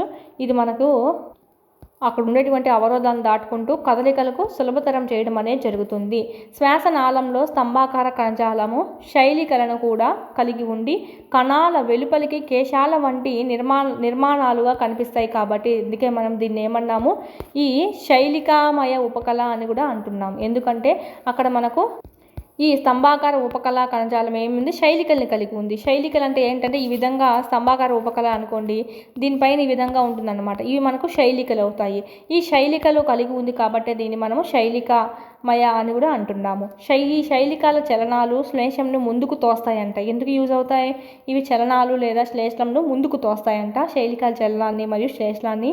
ఈ రకమైన ఉపకళా కణజాలాన్ని శైలికామయ ఉపకళా కణజాలం అని కూడా అంటాం. ఇక్కడ మనకు శైలికలు ఉన్నాయి కాబట్టి సో అది మనకు సేమ్ మనకి బాగా గుర్తుపెట్టుకోవచ్చు అన్నమాట, డయాగ్రామ్ చూసారంటే కనుక. నెక్స్ట్ ఘనాకార ఉపకళా కణజాలాలు. ఇక్కడ మనకు చూసినట్టయితే ఇది మనకు ఘనాకారలో చూసినట్టయితే మూత్రనాళాల్లోనూ లాలాజల గ్రంథుల నాళాల్లో పొరను ఏర్పరిచి యాంత్రిక ఆధారాన్ని ఇస్తాయంట. ఈ ఘనాకార ఈ విధంగా ఘనం ఆకారంలో ఉంటుంది. సిలిండర్ అంటే ఇట్లా ఉంటుంది చాలా పొడవుగా. ఇదైతే మనకు ఘనాకార. ఇది ఎక్కడ ఉంటుంది, మూత్రనాళాలు లాలాజల గ్రంథుల నాళాల్లో పొరలను ఏర్పరిచి యాంత్రిక ఆధారాన్ని ఇస్తాయన్నమాట. కొన్ని ఉపకళా కణాలు అదనంగా ప్రత్యేకతను కలిగి గ్రంథి కణాలుగా ఉపకళా ఉపరితలంపై పదార్థాలను కూడా స్రవిస్తాయంట. కొన్ని ఏం చేస్తాయంటే గ్రంథి కణాలుగా ఉంటాయండి. ఇక్కడ మనకు అందుకే చెప్పాము లాలాజల గ్రంథుల నాళాల్లో పొరను ఏర్పరుస్తాయని చెప్పి. ఎందుకంటే ఇవి మనం చెప్పుకున్నాం కదా, ఈ ఘనాకార ఉపకళ అనేది గ్రంథి కణాలతో కూడా మనకు ఏర్పరుస్తాయి. అవి మనకు చూసినట్టయితే అందుకే వీటి పేరు కూడా మనం చూసినట్టయితే గ్రంథి ఉపకళా కణజాలం అని కూడా అంటాం వీటిని. ఇక్కడ మనకు కొన్ని గ్రంథి కణాలుగా ఉపకళా ఉపరితలంపై పదార్థాలను స్రవిస్తాయి. గ్రంథి కణజాలం కొన్నిసార్లు ఉపకళా కణజాలంలో కొంత భాగం లోపలికి ముడుచుకొని వెళ్తాయన్నమాట. బహుకణ గ్రంథిగా ఏర్పడుతుంది. ఈ విధంగా మనకు లోపలికి ముడుచుకొని పోయి బహుకణ గ్రంథిగా ఏర్పడుతుంది. అలాంటి వీటినే మనం ఏమంటామంటే గ్రంథి ఉపకళా కణజాలం అంటాం. ఇవి మనకి ఎక్కడ ఉంటాయి, మూత్రనాళాలలో మరియు ఈ గ్రంథి ఉపకళా కణజాలాలు లాలాజల గ్రంథుల నాళాల్లో ఉంటాయన్నమాట. ఈ ఘనాకార ఉపకళా కణజాలాలు చూసినట్టయితే మూత్రనాళాల్లోనూ లాలాజల గ్రంథుల యొక్క నాళాల్లో ఉంటాయని. ఓకే, ఇది మనకు మోస్ట్ ఇంపార్టెంట్ చూసుకోవాలి. వీటినే మనం గ్రంథి ఉపకళా కణజాలం అని కూడా అంటాం. అదే స్తంభాకార ఉపకళా కణజాలాలను అయితే శైలికామయ ఉపకళా కణజాలం అని కూడా అంటాము. ఇది మనం ఎగ్జాంపుల్ చూసుకుందాం ఇప్పుడు. ఈ శల్కల ఉపకళా కణజాలానికి ఎగ్జాంపుల్ చూసినట్టయితే ఆహార వాహిక నోటి కుహరం, ఇది ఒకే ఒక పల్చనగా ఉంటుందన్నమాట, బల్లపరుపుగా ఉంటుంది, సున్నితంగా ఉంటుంది, మన ఆహార వాహిక నోటి కుహరంలో ఉంటుంది. సో ఇది మనకు 1. ఇది చర్మం అండి, చర్మం బెస్ట్ ఎగ్జాంపుల్గా చెప్పచ్చు. ఈ స్థరీత, ఓకే, స్థరీత శలకల ఉపకళా కణజాలానికి ఎగ్జాంపుల్గా చర్మం అనేది చూడవచ్చు. నెక్స్ట్ మనకి ఇక్కడ చెప్పింది ఏంటి, ఘనాగార ఉపజల కణజాలంలో మూత్రనాళాల్లోనూ మరియు లాలాజల గ్రంథుల నాళాల్లో చూసేటువంటిదే మనము ఘనాకార ఉపకళ. నెక్స్ట్ అదేవిధంగా లాస్ట్ వన్, స్తంభాకార ఉపకళా కణజాలం ఎక్కడెక్కడ ఉంటుంది అంటే పేగు లోపల పొర వంటి శోషణ శ్రావక క్రియలు జరిగే చోట పొడవుగా ఉండడం అనేది జరుగుతుంది. ఇవే మనకి ఏంటివంటే స్తంభాకార, వీటిపైన శైలికలు కలిగి ఉంటాయి. వీటిని మనకు శైలికామయ ఉపకళా కణజాలం అని కూడా అంటాము. అది ఎక్కడ ఉంటుంది, శ్వాసనాళంలో ఉంటుంది. ఓకే, ఇది శోషణ మరియు శ్రావక క్రియలు జరిగే చోట పొడవాటి ఉపకళా కణజాలాలు స్తంభాకార అయినప్పుడు, శ్వాసనాళంలో స్తంభాకార కణజాలాలు ఉంటాయి, వాటిపైన శైలికలు కలిగి ఉంటాయి. ఓకే, ఇక్కడైతే ఉండవు, ఇక్కడైతే మనకు ఉంటాయి అన్నమాట. ఇవి ఉంటే మనకి వీటి ఏమంటారు, శైలికలు కలిగి ఉన్నాయి కాబట్టి వీటినే మనము శైలికామయ ఉపజల కణజాలం అంటాం. మీకు ఎక్స్పెషల్లీ శ్వాసనాళంలో అడిగారనుకోండి, అప్పుడు ఆప్షన్స్లో కనుక ఈ శైలికామయ ఉందంటే శైలికామయ పెట్టాలి, శైలికామయ లేకపోతేనే మనకి ఇక్కడ ఏం పెడతావు అంటే నువ్వు ఇంకా ఆప్షన్స్లో స్తంభాకార ఉపకళా కణజాలం ఉంటే అది పెడతావు, లేకపోతే శైలికామయ ఉందనుకోండి ఫస్ట్ ప్రిఫరెన్స్ శైలికామయకి ఇవ్వాలి. ఇది మనకు సంబంధించి, ఇది మన మృదుకణ, ఇక్కడ మనకి ఉపకళా కణజాలం చూసుకున్నాం 4 టైప్స్. ఏది 1 2 3 4 శల్కల, స్థరిత శల్కల, ఘనాకార, స్తంభాకార. ఇప్పుడు ఎగ్జాంపుల్ కూడా చెప్పుకున్నాము. నెక్స్ట్ మనం చూసినట్టయితే సంయోజక కణజాలము, కనెక్టివ్ టిష్యూ అంటాం దీన్నే, కనెక్టివ్ టిష్యూ. ఇక్కడ మనం చూసినట్టయితే రక్తం అనేది ఒక రకమైనటువంటి సంయోజక కణజాలంగా చెప్పుకోవచ్చు. ఈ సంయోజక కణజాలంలో కణాలు ఏ విధంగా ఉంటాయి, చాలా వదులుగా ఉంటాయి. అంతర మాత్రికలో పొందుపరచబడి ఉంటుంది. మాత్రిక అంటే ఏంటంటే జెల్లీ వలె, ద్రవం వలె అధిక సాంద్రత లేదా దృఢంగా ఉండేటువంటిదిగా చెప్పుకోవచ్చండి. మాత్రిక అంటే ఏంటి, జెల్లీలాగా ఉంటుంది, ద్రవంలాగా ఉంటుంది, రక్తం కూడా మనకు అలాగే ఉంటుంది, అధిక సాంద్రత లేదా దృఢంగా ఉండడం అనేది జరుగుతుంది. నిర్దిష్టమైన విధిని కలిగిన సంయోజక కణజాలంలో మాత్రిక స్వభావం భిన్నంగా ఉంటుంది. అంటే ఒక్కొక్క దానికి సంబంధించి దాని విధిని బట్టి దాని మాత్రిక స్వభావం ఆ విధంగా ఉంటుంది. అంటే ద్రవం చిక్కగా ఉందా, జెల్లీ అనేది చిక్కగా ఉందా, లేదా అధిక సాంద్రత కలిగి ఉందా, అల్ప సాంద్రత కలిగి ఉందా అనేది మనకి ఇక్కడ దాని విధిని బట్టి ఉండడం అనేది జరుగుతుంది. నెక్స్ట్ చూసినట్టయితే సంయోజక కణజాలాలు మనకు రకాలు ఇవ్వడం జరిగింది. ఫస్ట్ వన్ ఏంటంటే రక్త కణాలు రకాలు. రక్త కణాలు చూసినట్టయితే మనకి ఇక్కడ ఫస్ట్ వన్ ఏ అని ఇచ్చారు కదా, ఇవి విభిన్న తెల్ల రక్త కణాలు చూసినట్టయితే న్యూట్రోఫిల్స్, ఐస్నోఫిల్స్, బేసోఫిల్స్, లింఫోసైట్స్, మోనోసైట్స్, రక్త ఫలికలు. ఇవన్నీ మనకు వైట్ బ్లడ్ సెల్స్లో మనకు రకాలని చెప్పుకోవచ్చు. న్యూట్రోఫిల్స్, ఓకే, ఇస్నోఫిల్స్, ఇది మనకు ఇదంతా కణ ద్రవ్యం అవుతుంది, ఈ మధ్యలో ఉండేదంతా కేంద్రకాలు అండి. ఓకే, ఇవన్నీ కేంద్రకాలు. అతి పెద్దది ఏది అంటే ఇది మోనోసైట్, పెద్దగా ఉంది చూడండి కేంద్రకం అనేది, ఇది మనకు మోస్ట్ ఇంపార్టెంట్. వీటిలో మనం న్యూట్రోఫిల్స్ని ఏమంటామంటే సూక్ష్మ రక్షక భటులుగా చెప్పుకుంటాము, అంటే పోలీస్ మ్యాన్ లాగా పనిచేస్తాయి అన్నమాట. ఇక్కడ మనకు మోనోసైట్స్ ఏ విధంగా పనిచేస్తాయంటే పారిశుద్ధ కార్మికుల్లాగా పనిచేస్తాయి మన శరీరానికి. ఓకే, ఈ విధంగా మనం ఇంకా ముందుగా చూసుకుంటాం అనమాట. ఇంకా నెక్స్ట్ మనం చూసినట్టయితే బిలో ఏమి ఇచ్చారంటే ఘనాస్థి అంటే దృఢ ఎముక, ఏదంటే ఇది. ఓకే, ఘనాస్థి లేదా దృఢ ఎముక. హేవర్షియన్ కుల్య రక్తనాళాలు మరియు నాడి తంతువులను కలిగి ఉంటుంది. ఇది హేవర్షియన్ కుల్య అనేది. సూక్ష్మ కుల్యలు చూసినట్టయితే కనాలిక్యులస్ అని కూడా అంటాము. ఎముక కణం లేదా ఆస్టియోసైట్ యొక్క సన్నని కీలితం కలిగి ఉంటుంది. ఇదైతే మనకు రక్తనాళాలు నాడి తంతువులు కలిగి ఉంటే, ఇదైతే మనకు ఎముక కణము లేదా ఆస్టియోసైట్ యొక్క సన్నని కీలితం కలిగి ఉండడం అనేది జరుగుతుంది. ఇంగ్లీష్లో చూసినట్టయితే ఇంగ్లీష్లో కూడా మనకు పేరు అదే ఇచ్చారు, హెవర్నియల్ కెనాలిక్యులస్. నెక్స్ట్ సి ఇక్కడ ఏమి ఇచ్చారంటే పేరు అనేది కాచాబా మృదులాస్థ అని ఇచ్చారు. ఇంగ్లీష్లో చూసినట్టయితే hyaline cartilage. Okay, hyaline cartilage. ఇక్కడ చూడండి కాండ్రోసైట్స్ అంటాం వీటిల్ని. ఇక్కడ ఉండేటువంటి వీటిని ద్రవంలాగా ఉంది కదా, అదైతే మనకు హయలిన్ మాత్రిక. కాండ్రోసైట్స్ మరియు హయలిన్ మాత్రిక. ఇంగ్లీష్లో కూడా మనకు చూసినట్టయితే కాండ్రోసైట్స్, హయలిన్ మ్యాట్రిక్స్ అని అంటాము. నెక్స్ట్ వన్ ఏంటి ఇచ్చారు మనకు డయాగ్రామ్స్. డి ఏమి ఇచ్చారంటే మనకి ఇదంతా ఇచ్చాడు అనమాట. ఇదే మనకి ఏంటంటే ఏరియోలార్ కణజాలం. దీంట్లో మనకి ఏమేమి ఉన్నాయి, మాస్ కణం ఉంది, ప్లాస్మా కణం ఉంది, కొల్లాజిన్ తంతువు, స్థూల భోజక కణం ఉంది, జలాకారపు తంతువు, ఫైబ్రోబ్లాస్ట్ ఉంటుంది. ఈ కింది వానిలో ఏరియోలార్ కణజాలంలో లేని కణము, ఉండే కణము ఏది అని అడుగుతారు. చూసుకోవాలి. ప్లాస్మా కణం ఉంది, మాస్ట్ కణం ఉంది, కొల్లాజిన్ తంతువులు, జలాకార తంతువులు ఉన్నాయి. ఇంకా కణాలు చూసినట్టయితే స్థూల భోజక కణము, ఫైబ్రోబ్లాస్ట్. కణాలు చూడండి, ప్లాస్మా కణం ఉంది, మాస్ట్ కణం ఉంది, స్థూల భోజక కణం ఉంది. తంతువులు చూసినట్టయితే కొల్లాజిన్ తంతువులు, జలాకారపు తంతువులు. నెక్స్ట్ ఫైబ్రోబ్లాస్ట్లు అనేవి కూడా ఉన్నాయన్నమాట. ఎక్కడ? ఏరియోలాల్ కణజాలంలో. నెక్స్ట్ ఎడిపోజ్ కణజాలం చూడండి. కొవ్వును నిల్వ చేసేటువంటి ప్రత్యేక కణాలుగా మనం చెప్పుకుంటాం ఈ ఎడిపోజ్ కణాలనే. ఓకే, కొవ్వును నిల్వ చేసేటువంటి ప్రత్యేక కణాలు ఏంటివి అని అంటారు. ఇక్కడ ఆప్షన్స్ అన్నీ ఇవే ఇచ్చేసి. Okay, adipose కణజాలము. నెక్స్ట్ చూసినట్టయితే ఇవే మనకు కొవ్వు బిందువులు అన్నమాట. ఇది మనకు సైడ్ చూడండి, ఇక్కడ ఉంది కదా, ఇదంతా మనకు ప్రతిదానికి ఉంది. ఇదంతా మనకు కేంద్రకం అని చెప్తామన్నమాట. కొవ్వు బిందువు మరియు ఇదంతా మనకు సైడ్ ఉండేది బ్లాక్లో అనేది కేంద్రకము. ఇది మనకు ఎడిపోస్ కణజాలం. ఇప్పుడు డయాగ్రామ్ చూసేసాం కదా, ఇప్పుడు మనకు మ్యాటర్లోకి వెళ్దాము. ప్రతిదీ చెప్పుకోవాలి, అందుకే ఇక్కడ కలర్ కూడా ఏం వేయలేదు, చూద్దాము. ఈ రక్తంలో ఉన్నటువంటి ద్రవ రూప మాత్రికనే ఏమంటామంటే ప్లాస్మా అని అంటాం అనమాట. దీనిలో ఎర్ర రక్త కణాలు ఉంటాయి, అంటే రెడ్ బ్లడ్ సెల్స్ ఉంటాయి, వైట్ బ్లడ్ సెల్స్ ఉంటాయి, బ్లడ్ ప్లేట్లెట్స్ కూడా ఉంటాయి, రక్త ఫలికలు కూడా ఉంటాయి. ప్లాస్మాలో ప్రోటీన్స్, లవణాలు, హార్మోన్లు అనేటివి ఉంటాయి. ప్లాస్మాలో ప్రోటీన్స్ ఉంటాయి, లవణాలు ఉంటాయి, హార్మోన్స్ ఉంటాయి. రక్తం ప్రవహిస్తూ వాయువులు జీర్ణమైన ఆహారము, హార్మోన్లు మరియు వ్యర్థ పదార్థాలను వివిధ అవయవాలకు రవాణా చేస్తుందన్నమాట. వాయువులనైతే ఊపిరితిత్తులకి, జీర్ణమైన ఆహారాన్ని జీర్ణాశయానికి, ఈ విధంగా హార్మోన్స్ మరియు వ్యర్థ పదార్థాలను వివిధ అవయవాలకు రవాణా చేస్తుంది.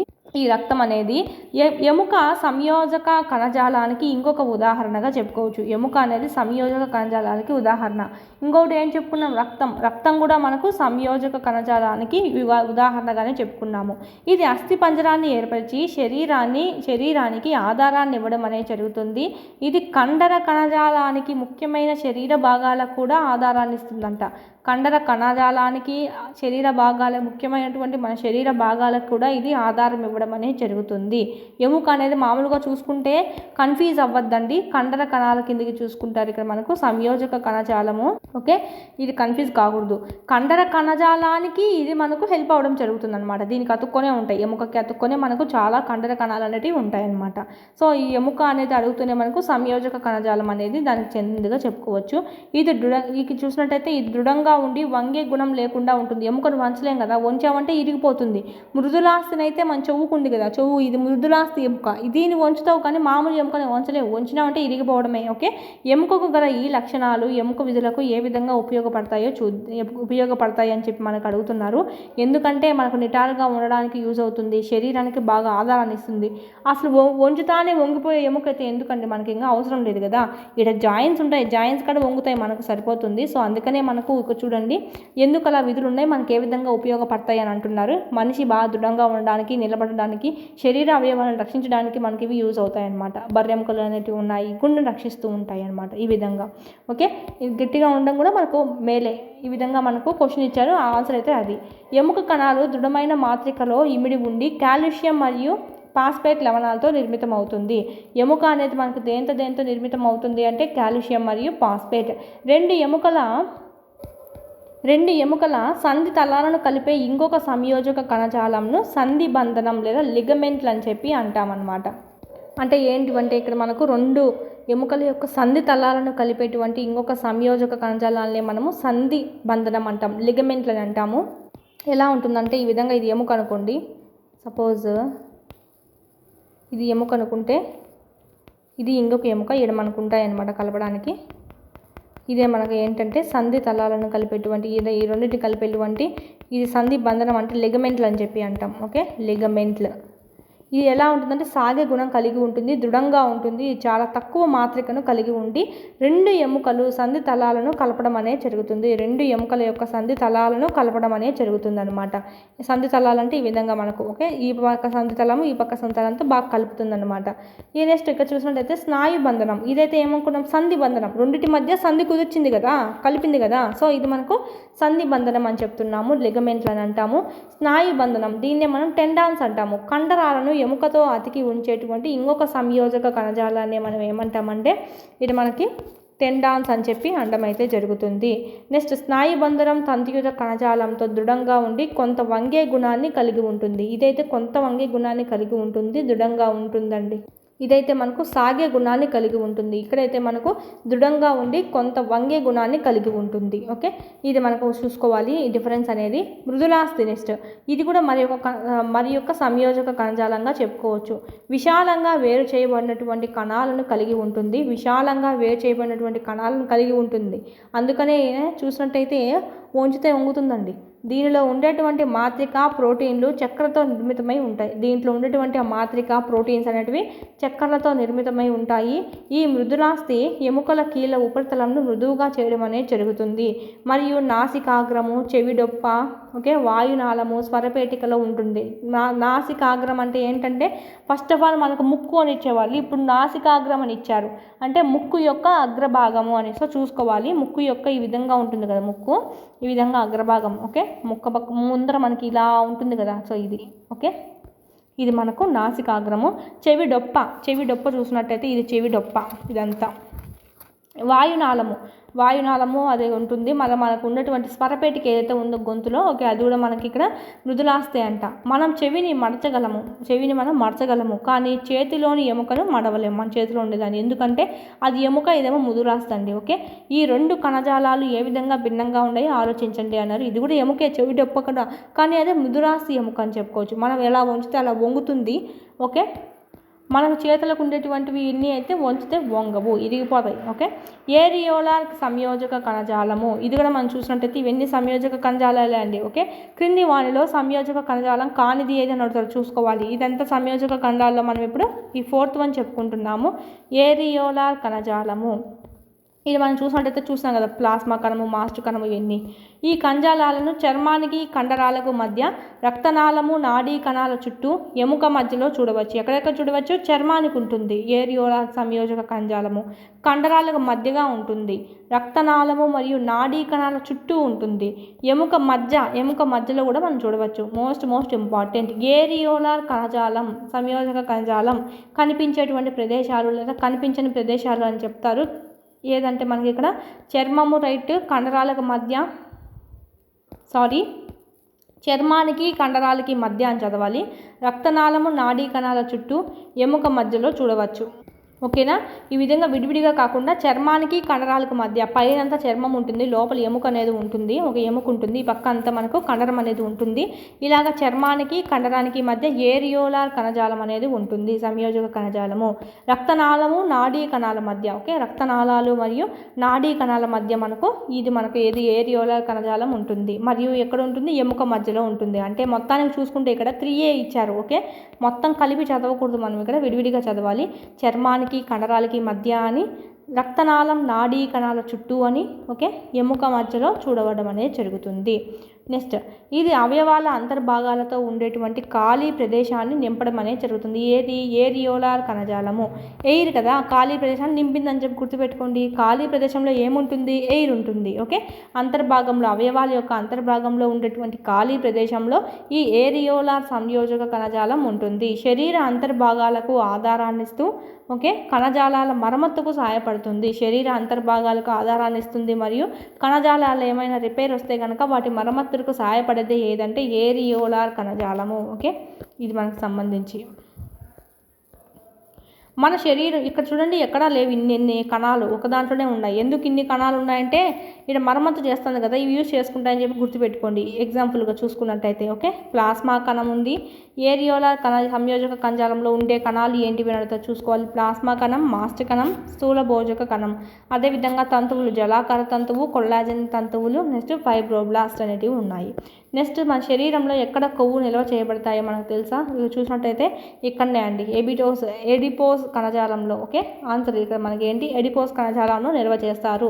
కొవ్వును నిల్వ చేసేటువంటి ఎడిపోస్ కణజాలం చర్మానికి ఎక్కడ ఉంటుందంటే దిగువ భాగంలో ఉంటుంది. చర్మం అనుకోండి, దిగువ భాగంలోనే ఉంటుంది. శరీరం అంతర్భాగాల మధ్య ఉంటుంది. అంటే చర్మానికి దిగువ భాగంలో, శరీర అంతర్భాగాల మధ్య ఉంటుంది. ఈ కణజాలంలో కణాలు కొవ్వు కణికలతో నిండి ఉంటుందంట. ఓకే, ఈ కణజాలంలో కణాలు ఏ విధంగా ఉంటాయి? కొవ్వు కణికలతో నిండి ఉంటుంది. ఇవే మనకు కొవ్వు కణం అనేది. కొవ్వులు నిల్వ ఉష్ణ నిరోధకతగా పనిచేసేటట్టు చేస్తుంది. కొవ్వును నిల్వ ఉంచుకోవడం వల్ల ఉష్ణ నిరోధకతగా పనిచేయడానికి సహాయపడడం అనేది జరుగుతుంది. ఇది మనకు సంబంధించి ఈ మనకు సంయోజక కణజాలాలలో మనం ఎన్ని చెప్పుకున్నాం అనమాట. ఒకసారి రివిజన్ చేసుకుందాము. సంయోజక కణజాలం అనేది యాక్చువల్లీ మనకు చూసుకున్నట్టయితే ఇదంతా చెప్పుకున్నాను ఆల్రెడీ. ఓకే, ఈ సంయోజక కణజాలం చూసుకుందాం. ఫస్ట్ ఆఫ్ ఆల్ ఉపకళ అయిపోయింది. సంయోజక కణజాలం జంతు కణాల్లో భాగంగా ఇక్కడ మనం చూసుకున్నట్టయితే రక్తం అనేది కూడా ఒక సంయోజక కణజాలంగానే మనం ఇక్కడ చూసుకోవచ్చు అనమాట. నెక్స్ట్ మెయిన్ చెప్తున్నాను. ఈ రక్తంలో ఏమేమి ఉంటాయి అంటే ఎర్ర రక్త కణాలు, తెల్ల రక్త కణాలు, బ్లడ్ ప్లేట్లెట్స్ ఉంటాయి, రక్త ఫలికికలు అనేటివి ఉంటాయి. ప్లాస్మాలో ప్రోటీన్స్, లవణాలు మరియు హార్మోన్స్ అనేటివి ఉండడం జరుగుతుంది. రక్తం ప్రవహిస్తూ వాయువుని తీసుకెళ్తుంది. జీర్ణమైన ఆహారాన్ని, హార్మోన్స్ని, వ్యర్థ పదార్థాలను వివిధ అవయవాలకు రవాణా చేయడానికి యూజ్ అవుతుంది అనమాట. నెక్స్ట్ ఎముక కూడా ఒక సంయోజక కణజాలానికి ఒక ఎగ్జాంపుల్గా చెప్పుకోవచ్చు. ఇది ఏం చేస్తుంది? అస్థి పంజరాన్ని ఏర్పరిచి మన శరీరానికి ఆధారాన్ని ఇస్తుంది. కండర కణాలకి ముఖ్యమైన శరీర భాగాలకు కూడా ఆధారాన్ని ఇవ్వడం అనేది జరుగుతుంది. ఎముక అనేది సంయోజక కణజాలము. ఇది దృఢంగా వంగే గుణం లేకుండా ఉంటుందండి. వంగదు. ఓకే, ఒకళ్ళు వంచాలంటే ఇంచేయాల్సిందే ఇంకా. ఓకే, ఎముక కణాలు దృఢమైన మాత్రికలో ఇమిడి ఉండి కాల్షియం, ఫాస్ఫేట్లు అనేటివి దాంట్లో కలిగి ఉంటాయి, లవణాలు అనేటివి. నెక్స్ట్ రెండు ఎముకల యొక్క సంధి తలాలను కలిపేదే మనకు ఏంటంటే లిగమెంట్లు అని అంటాము. అలా కాకుండా ఇది ఎలా ఉంటుందంటే మనకు సాగే గుణం కలిగి ఉంటుంది, దృఢంగా ఉంటుంది. ఇంకొకటి చూసినట్టయితే తక్కువ మాత్రికను కలిగి ఉండి రెండు ఎముకల సంధి తలాలను కలపడం అనేది జరుగుతుంది. నెక్స్ట్ స్నాయు బంధనం, దీన్నే మనం టెండాన్స్ అంటాము. కండరాలను మరియు ఎముకతో అతికి ఇంకొక సంయోజక కణజాలమే ఇదిగా చెప్పుకోవచ్చు. ఇది మనకు ఎలా ఉంటుందంటే తంతుయుత కణజాలంతో ఉంటుంది, దృఢంగా ఉంటుంది, కొంత వంగే గుణాన్ని మాత్రమే కలిగి ఉంటుంది. నెక్స్ట్ మృదులాస్థి, ఇది కూడా మనకు సంయోజక కణజాలం కిందకే చెప్పచ్చు. ఇది మనకు విశాలంగా వేరు చేయబడినటువంటి కణాలు అనేటివి కలిగి ఉంటాయి. అందుకే మనం వంచగలుగుతున్నాం వాటిల్ని. ఈ ఎముకని, మృదులాస్థి ఎముకల్ని వంచగలుగుతున్నాం. ఎందుకు? విశాలంగా వేరు చేయబడినటువంటి కణాలు అనేటివి ఉన్నాయి, దగ్గరగా లేకుండా. సో అందుకే వంచుతున్నాము. దీంట్లో ఉండే మాత్రిక మరియు ప్రోటీన్స్ చక్కెరతో నిర్మితమై ఉంటాయంట. ఇక్కడ మనం చూసినట్టయితే కీళ్ళ యొక్క ఉపరితలాన్ని మృదువుగా చేయడం అనేది జరుగుతుంది. ఎక్కడెక్కడ ఉంటుంది ఇది అంటే నాసికాగ్రం, చెవిడొప్ప, వాయునాళం, స్వరపేటికలో ఉంటుంది. నెక్స్ట్ ఏరియోలార్ సంయోజక కణజాలం, ఇది ఎక్కడ ఉంటుందంటే కండరానికి చర్మానికి మధ్యలో ఉంటుంది. కండరానికి మరియు మన చర్మానికి మధ్యలో ఉంటుంది. ప్లస్ రక్తనాళము నాడీ కణాల చుట్టూ ఉంటుంది. ఎముక మధ్యలో కూడా మనం చూడవచ్చు. ఏది? ఏరియోలార్ కణజాలము, సంయోజక కణజాలము. ఇది మనకు ఖాళీ ప్రదేశాన్ని నింపుతుంది. అవయవాల అంతర్భాగంలో ఉండేటువంటి స్పేస్ ఏదైతే ఉందో, ఫ్రీ స్పేస్, దాన్ని నింపుతుందన్నమాట. శరీర అంతర్భాగాలకు ఆధారాన్ని ఇస్తుంది మరియు కణజాలాల యొక్క మరమ్మతుకు కూడా సహాయపడుతుంది. నెక్స్ట్ మన శరీరంలో ఎక్కువ కొవ్వులు అనేటివి ఉన్నాయి. ఈ కొవ్వులన్నీ మనకి ఎక్కడ నిల్వ ఉంటాయంటే ఎడిపోస్ కణజాలంలో నిల్వ ఉంటాయి. ఇది ఎక్కడ ఉంటుంది? చర్మానికి దిగువ భాగంలో మరియు శరీర అంతర్భాగాల మధ్య ఉంటుంది. శరీర అంతర్భాగాల మధ్య కొవ్వు పేర్కొని ఉంటుంది. ప్లస్ చర్మానికి దిగువ భాగాన కూడా ఉంటుంది. ఈ మనకు చూసినట్టయితే కొవ్వు కణికలతో నిండి ఉంటుంది. కొవ్వు నిల్వ అనేది చూసినట్టయితే ఉష్ణ నిరోధకతగా పనిచేయడం అనేది జరుగుతుంది. నెక్స్ట్ కండర కణజాలం, దీంతో మనకి ఇంకా ఇది అయిపోతుంది సంయోజక కణజాలము. దీంతో మనకి నెక్స్ట్ కండర కణజాలం, నెక్స్ట్ నాడీ కణజాలం అనేది ఉంటుంది. నెక్స్ట్ కండర కణజాలం అనేది చూద్దాం. 499 రూపీస్తోనే మన యాప్లో టెస్ట్ సిరీస్ అనేటివి మీకు అందుబాటులో ఉన్నాయి. 3rd నుంచి 8th వరకు సంబంధించి ఈ విధంగా మీకు లెసన్ వైజ్ ఉంటాయండి. ఫస్ట్ లెసన్, సెకండ్ లెసన్, ఈ విధంగా లెసన్ వైజ్ ఉంటాయి. ఎవ్రీ సబ్జెక్ట్ అనేది మీకు కవర్ అవుతుంది అనమాట ఫుల్గా బిట్స్ అనేటివి. 9th సంబంధించి నీవు కూడా యాడ్ చేయడం జరుగుతుంది. లింక్ టాపిక్స్ ఏవైతే ఉన్నాయో ఎగ్జిట్కి సంబంధించి అవన్నీ, సైకాలజీ, విద్యా దృక్పథాలు, మెథడాలజీ, కరెంట్ అఫైర్స్, జీకే మరియు ట్రై మెథడ్స్ కూడా మీకు ఇక్కడ లభించడం జరుగుతుంది. టెస్ట్ సిరీస్ అనేటివి 499 రూపీస్కి మాత్రమే మీరు ఇక్కడ పర్చేజ్ చేసుకోవచ్చు. చాలా తక్కువ ప్రైస్ అని చెప్పొచ్చు. టెస్టులు అయితే మనకు 1500+ టెస్టులు అనేవి ఉన్నాయండి. అదేవిధంగా టెక్స్ట్ బుక్ సంబంధించి 3rd నుంచి 10th వరకు సంబంధించి 3rd to 8th న్యూ ఉంటుంది, న్యూ ప్లస్ ఓల్డ్ రెండు ఉంటాయి. 9th 10th ఓల్డ్ అనేది ఉంటుంది. ఈ పీడిఎఫ్స్ అన్ని 199 రూపీస్కే మీకు అందుబాటులో ఉన్నాయి. జిరాక్స్ కూడా చేయించుకోవచ్చు అండి. జిరాక్స్ చేయించుకొని మీరు చదువుకోవచ్చు. ఈ విధంగా మీరు ప్యారలల్గా పీడిఎఫ్స్ ప్లస్ మీరు ఇక్కడ టెస్ట్ సిరీస్ కనుక తీసుకున్నట్టయితే ఇన్ టైంలో సిలబస్ అంతా కంప్లీట్ చేసుకోవచ్చు. మన కంటెంట్ సంబంధించి చూసినట్టయితే ఓన్లీ కంటెంట్ వరకే మనకి ఇక్కడ 40 మార్క్స్ అనేటివి ఉండడం జరుగుతుంది. సో 40 మార్క్స్ బాగా ఈజీగా గెయిన్ చేయొచ్చు. టెక్స్ట్ బుక్స్ కంటెంట్ అనేది చదివేసి మీరు ఇక్కడ టెస్ట్ అనేటివి ప్రాక్టీస్ చేసుకున్నారంటే 1 or 2 ఎక్స్ట్రా బిట్స్ కూడా మీకు ఇక్కడ కలవడం అనేది జరుగుతుంది. అదేవిధంగా సైకాలజీ అయితే ఓన్లీ 1 రూపీతో మీకు 1000+ బిట్స్ కవర్ అయ్యే విధంగా 100+ టెస్ట్లు అనేటివి మీకు ఇక్కడ ఉన్నాయి. అదేవిధంగా మీకు వీడియో క్లాసులు కావాలంటే కనుక 400 రూపీస్తోనే మీకు అందుబాటులో ఉన్నాయి. ఫుల్లీ వీడియో క్లాసెస్ అండి. ఓన్లీ మనకు టెస్ట్ సిరీస్ సపరేట్గా ఉంది, వీడియో క్లాస్ సపరేట్గా ఉంది, చూసుకోవాలి. ఏమైనా డౌట్స్ ఉంటే కనుక ఈ కోర్సెస్ గురించి 8985105456 నెంబర్కి కాల్ చేయండి. డిఎస్సి ప్రిపేర్ అయ్యే ప్రతి అభ్యర్థి దగ్గర ఉండాల్సినటువంటి టెస్ట్ సిరీస్ ఏదైనా ఉందా అంటే ఇదే అండి. మీకు లెసన్ వైజ్ ఉంటాయి కాబట్టి ఎవ్రీ బిట్ అనేది మీకు కవర్ అయ్యే అవకాశాలు అయితే ఎక్కువగా ఉంటాయి. నెక్స్ట్ చూద్దాం. కండర కణజాలం, దీన్నే మనము మస్కులర్ టిష్యూ అని అంటాము. కండర కణజాలంలో ఉండే పొడవైన కణాలను కండర తంతువులు అని అంటామండి. ఓకే, పొడవైనటువంటి కణాలని మనం ఏమంటాం? కండర తంతువులు. ఓకే, కండర కణం ఈ విధంగా ఉంటుందన్నమాట. ఇక్కడ మనకు కేంద్రకం అనేది ఉంటుంది. ఈ కణజాలం మన శరీరంలోని కదలికలకు బాధ్యత వహించడం అనేది జరుగుతుంది. కండరాలు సంకోచ ప్రోటీన్లు అనబడే ప్రత్యేకమైన ప్రోటీన్లను కలిగి ఉంటుంది. అది ఏమవుతుందంటే కదలికలకు కారణమైనటువంటి సంకోచ సడలికలు జరపడం అనేది జరుగుతుంది. ఈ ప్రోటీన్ కండరాలు సంకోచ ప్రోటీన్స్ అనేటివి అనబడేటువంటి ప్రత్యేకమైనటువంటి ప్రోటీన్స్ని కలిగి ఉంటుంది. మనకి ఇంగ్లీష్లో చూసినట్టయితే కాంట్రాక్టైల్ ప్రోటీన్స్ అని అంటాం వాటిని. ఇక్కడ మనకు కండర తంతువులు రకాలు చూసినట్టయితే రేఖీయ కండరము, అరేఖీయ కండరము, హృదయ కండరం అని చెప్పి 3 రకాలుగా ఉన్నాయి. రేఖీయ కండరం అంటే ఎలా ఉంటుందంటే పిక్చర్ ఇచ్చారు చూడండి, ఈ విధంగా ఉంటుంది రేఖీయ కండరము. ఈ మనకు కేంద్రకాలు చూసినట్టయితే ఎక్కడున్నాయంటే సైడ్లలో ఉంటాయన్నమాట. ఇది మనకు కండరం అయినప్పుడు ఇక్కడ మనకి సైడ్. ఓకే, ఈ విధంగా సైడ్లలో కేంద్రకం అనేది ఉంటుంది. దీన్ని మనం ఏమంటామంటే రేఖీయ. ఓకే, రేఖీయ కండరాలు ఇవి మనకు. నెక్స్ట్ బి చూసినట్టయితే అరేఖీయ కండరాలు. ఇవి ఎలా ఉంటాయంటే ఇంతకుముందు చూసుకున్నట్టు డయాగ్రాము. ఓకే, ఈ విధంగా ఉంటాయి కేంద్రకం. ఓకే, ఈ విధంగా ఇవన్నీ మనకు కండర కణాలు. అరేఖీయ కండరము. ఇవి మనం చూసినట్టయితే చారలుగా ఉన్నాయండి. ఓకే, షేప్ మనకు చారలుగా ఉన్నాయి. కేంద్రకాలు కూడా మనకు చివర్లలో సైడ్లలో అతికి ఉంటాయన్నమాట. ఇక్కడ చూసినట్టయితే ఇది కుదురు ఆకారపు కండర కణం. కుదురు ఆకారంలో ఉంటాయి మనకు. ఓకే, ఇక్కడ మనకు ఏ విధంగా అడుగుతారంటే కేంద్రకం మధ్యలో ఉంటుంది, అదేమీ మనకి ఇబ్బంది లేదు. దీనికి ఒకటే మనకు సైడ్ ఉండేది. ఇవి మిగతా వాటికన్నిటికీ ఈవెన్ దీనికి చూసినట్టయితే కేంద్రకాలు మధ్యలోనే ఉంటాయి.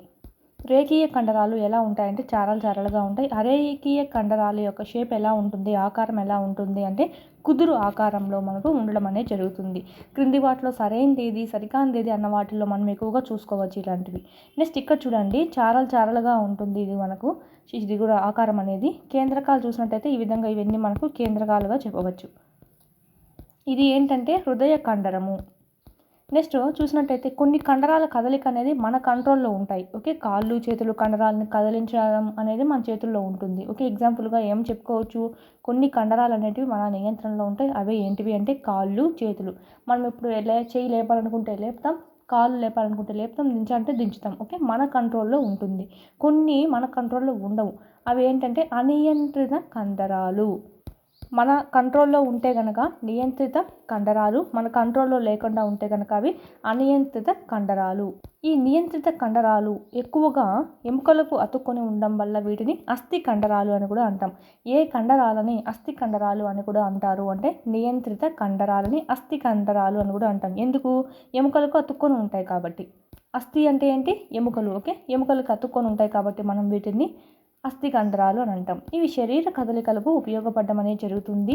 తగిన విధంగా కండర కణాలను రంజనం చేసి సూక్ష్మదర్శిని కింద చూసినప్పుడు ఎలా కనిపిస్తుందంటే లేత ముదిరి పట్టీలు లేదా చారలు ఏకాంతరంగా ఒకదాని తర్వాత ఒకటి కనిపించడం అనేది జరుగుతుంది. అందువల్ల వీటిని రేఖీయ కండరాలు అంటాం. ఎందుకంటే రేఖాలుగా కనిపిస్తాయంట. మనం చెప్పుకున్నాం కదా, చారలుగా కనిపిస్తాయంట. అవి కూడా మనకి ఎలా ఉన్నాయి? ఏకాంతరంగా ఉన్నాయి. సో అందుకనే దీనికి పేరు ఏం పెట్టిందంటే రేఖీయ కండరాలు అని చెప్పి అనడం అయితే జరుగుతుంది. ఈ కండర కణజాలంలో కణాలు పొడవుగా ఉంటాయి, స్తూపాకారంలో. ఓకే, శాఖారహితంగా ఉండి బహుకేంద్రకాలను అంటే ఏంటి? ఎక్కువ కేంద్రకాలను కలిగి ఉంటాయి. ఇక్కడ మనకు ఈ కండర కణజాలంలో రేఖీయ కండర కణజాలంలో కణాలు ఏ విధంగా ఉంటాయంటే పొడవుగా ఉంటాయి. చూడండి, పొడవుగా ఉన్నాయి, రౌండ్గా లేకుండా పొడవుగా ఉన్నాయి చూడండి. అది కూడా స్తూపాకారంగా ఉన్నాయి ఈ విధంగా. ఓకే, ఇక్కడ మనకు శాఖరహితంగా ఉండి ఇలాగ మనకు సైడ్కే ఉంటాయన్నమాట. ఇలా సైడ్కే ఉండి ఎక్కువ కేంద్రకాలు కలిగి ఉంటుంది. ఒక దాంట్లో చాలా ఎక్కువ కేంద్రకాలు అనేటివి కలిగి ఉంటుంది. ఇది మనకు దీనికి సంబంధించి చూసుకోవాలి. ఇదైతే మనకు రేఖీయ కండరాలకి ఉదాహరణగా చూసుకున్నాం. ఆహార నాళంలో ఆహార కదలికలకు లేదా రక్తనాళాల కండరాల సంకోచ సడలికలు మన ఆధీనంలో ఉండవు. ఆహార నాళంలో ఆహార కదలికలు కానీ రక్తనాళాల కండరాల సంకోచ సడలికలు మన ఆధీనంలో ఉండవు. సో అలాంటివన్నీ అంటే మన ఇష్టానుసారం ఏ విధంగా అయితే చేయాలనుకుంటామో ఆ విధంగా చేయలేము, కాళ్ళు చేతులు చేసినట్టుగా. సో వాటిల్ని ఏమంటామంటే అనియంత్రిత కండరాలు అంటాము, లేదా నునుపు కండరాలు అని అంటాం. అనియంత్రిత కండరాలు లేదా నునుపు కండరాలు. ఇక్కడ మనకి ఇచ్చినటువంటిది ఏంటంటే ఇది అరేఖీయ కండరాల, ఇక్కడ మనకి ఎగ్జాంపుల్ ఇచ్చారు కదా బి. సో ఇదే అండి, కుదురు ఆకారంగా ఉన్నటువంటి ఈ కండర కణమే ఏంటి అంటే అనియంత్రిత కండరాలకి ఎగ్జాంపుల్గా చూసుకుంటాం. ఇవి కంటి యొక్క ఐరిస్ అంటే కనుపాపు ఉంది కదా అక్కడ, గర్భాశయము, ఊపిరితిత్తుల శ్వాసనాళాల్లో కూడా ఇవే ఉండడం అనేది జరుగుతుంది. ఇక్కడ అడుగుతారమంట ఐరిస్, గర్భాశయము, ఊపిరితిత్తుల శ్వాసనాళాల్లో ఉండేటువంటి కండరాలు అని అడుగుతారు. అనియంత్రిత కండరాలు. లేదా ఈ విధంగా అడుగుతారు, రేఖీయనా అరేఖీయనా అలా అయినా అడుగుతారు, చూసుకోవాలి. ఆప్షన్స్లో అడిగేదాన్ని బట్టి. అరేఖీయ కండరాలు ఇవంతా మనకు. ఈ కణాలు ఎలా ఉంటాయంటే పొడవుగా ఉంటాయి, మొనతేలి ఉంటాయి. చూడండి ఇక్కడ పొడవుగా ఉన్నాయి, చివరన ఎలా ఉంది, మొన తేలికొని ఉంది. సో దీన్ని మనం ఏమంటామంటే కుదురు ఆకారంలో ఉందని చెప్పుకోవచ్చు. ఏకకేంద్రం అండి, అంటే ఒకటే కేంద్రం అనేది ఉంటుంది. ఒక కేంద్రం మాత్రమే ఉంటుంది ఒక కణంలో ఒక కేంద్రం మాత్రమే ఉంటుంది. వీటిని ఏమంటామంటే అరేఖిత కండరాలు అని కూడా అంటాం. వీటి లక్షణాలు గుర్తుపెట్టుకోవాలి.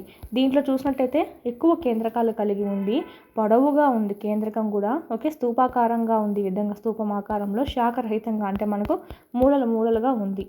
ఇది మనకు దీంట్లో కేంద్రకాలు చూసినట్టయితే ఓన్లీ ఒకటే ఉంది. ఇక్కడేమో ఎక్కువ ఉన్నాయి, అరేఖిత కండరాలేమో కేంద్రకం అనేది ఒకటే ఉంటుంది. వీటి కణాలు ఏ విధంగా ఉన్నాయి, పొడవుగా మొనతేలి ఉండడం అనేది జరిగింది. నెక్స్ట్ హృదయ కండరాలు. హృదయంలో ఉండే కండరాలనే మన జీవితాంతం లయబద్ధమైన సంకోచ సడలికను చూపిస్తాయి. అంటే మనకి ఇక్కడ హృదయంలో ఉండేటువంటి కండరాలు చూసినట్టయితే అవి జీవితాంతం మన పుట్టినప్పటి నుంచి మరణించే వరకు, హార్ట్ బీట్ వచ్చినప్పటి నుంచి మనకి ఇక్కడ మరణించే వరకు అది పని చేస్తూనే ఉంటుంది. హృదయ కండరాలు అనేటివి రెస్టే తీసుకోవన్నమాట. ఈ అనియంత్రిత కండరాలను హృదయ కండరాలు అని అంటారు. ఈ హృదయ కండర కణాలు స్థూపాకారంగా శాఖాయుతంగా ఒకే కేంద్రకాన్ని కలిగి ఉంటాయి. ఒకటి గమనించాలి, ఇక్కడ రేఖీయ కండరాలు మాత్రమే బహు కేంద్రకాలు ఉన్నాయి, దండిక ఎక్కువ కేంద్రకాలు ఉన్నాయి. అరేఖీయ కండరాలు ఒకటే కేంద్రకం ఉంది. తర్వాత ఈ హృదయ కండరాలకు వచ్చేసరికి ఇక్కడ కూడా మనకు ఒకటే కేంద్రకం ఉంది. సో చూసుకోవాలి కేంద్రకాలు ఎక్కడ ఉన్నాయని. ఇక్కడ మనకి ఇచ్చారు చూడండి, పట్టిక అనేది ఒకటి ఇచ్చి ఇక్కడ ఫిల్ చేయమన్నారు. డిఫరెన్స్ ఏంటి, ఆకారంలో డిఫరెన్స్ ఏంటి, కేంద్రకాల సంఖ్య దేనిలో ఎంత ఉంది, కేంద్రకాల స్థానం ఎలా ఉంది, అంటే మధ్యకుందా సైడ్కుందా ఎలా ఉందని ఇక్కడ చూసుకున్నాం కదా డయాగ్రామ్లో మనకు క్లారిటీగా తెలుస్తుంది అనమాట. ఇది మనకు హృదయ కండరాలకు సంబంధించి. ఇక్కడ మనకు నియంత్రిత అనియంత్రిత హృదయ కండరాలుగా చెప్పుకున్నాం. అంటే మనకు ఇది కూడా అనియంత్రితనే చెప్పచ్చు, అనియంత్రిత కండరాల కిందకే వస్తుంది. హృదయ కండరాలు కూడా మన ఆధీనంలో ఉండవు కదా హార్ట్ బీట్ అనేది. హృదయ కండర కణాలు మనకు షేప్ స్థూపాకారంగా ఉంటాయి. స్థూపాకారంగా ఉండి శాఖాయుతంగా ఉండి ఒకే కేంద్రకాన్ని కలిగి ఉంటాయి అన్నమాట. ఇది మనకు సంబంధించి ఇవన్నీ మనకు శాఖాయుతంగానే ఉన్నాయి. ఇది ఒకటే మనకు కుదురు ఆకారంలో ఉంది, ఇది శాఖాయుతంగానే అని చెప్పచ్చు. శాఖరహితంగా ఉంటుంది, చారలుగా పొడవుగా ఉంటుంది. స్థూపాకారంగా ఉంటుంది, శాఖరహితంగా ఉంటుంది, బహుకేంద్రకాలు కలిగి ఉంటుంది. నెక్స్ట్ ఇక్కడ మనకు అరేఖీయ కండరాలు చూసినట్టయితే దీని షేప్ ఎలా ఉంది మన కింద మళ్ళీ చూసుకుంటాము. సో చూసినట్టయితే పొడవుగా కణాలు అనేటివి మొనదేలుకొని ఉంటాయి, ఒకే కేంద్రం అనేది ఉంటుంది. ఎగ్జాంపుల్ ఎక్కడెక్కడ ఉంటాయి, ఐరిస్ మన కనుపాపులో ఉండేటివి ఏంటివండి అరేఖీయ కండరాలు. గర్భాశయం ఊపిరితిత్తుల యొక్క శ్వాసనాళాల్లో కూడా మనకు ఈ అరేఖీయ కండరాలు మాత్రమే ఉండడం అనేది జరుగుతుంది. ఒకటే కేంద్రం అనేది ఉంటుంది. ఈ హృదయ కండరాలు చూసినట్టయితే ఇక్కడ మనకి షేప్ స్థూపాకారంగా ఉంది, షేప్లోనే తెలుస్తుంది ఫోటోలోనే. శాఖాయుతంగా ఉందన్నమాట. నెక్స్ట్ ఒకే కేంద్రకాన్ని కలిగి ఉంది. ఇక్కడ మనకి ఇచ్చారు చూడండి, ఇటు సరిపోల్చండి అని చెప్పి మనకి ఇచ్చారు. ఆకారం ఎలా ఉంది, రేఖీయ కండరాల యొక్క ఆకారం ఎలా ఉంది, చారలుగా ఉంది. చారలుగా ఉంది. అరేఖీయ కండరాలు లేదా నునుపు కండరాల ఆకారం ఎలా ఉంది, కుదురు ఆకారంలో ఉంది.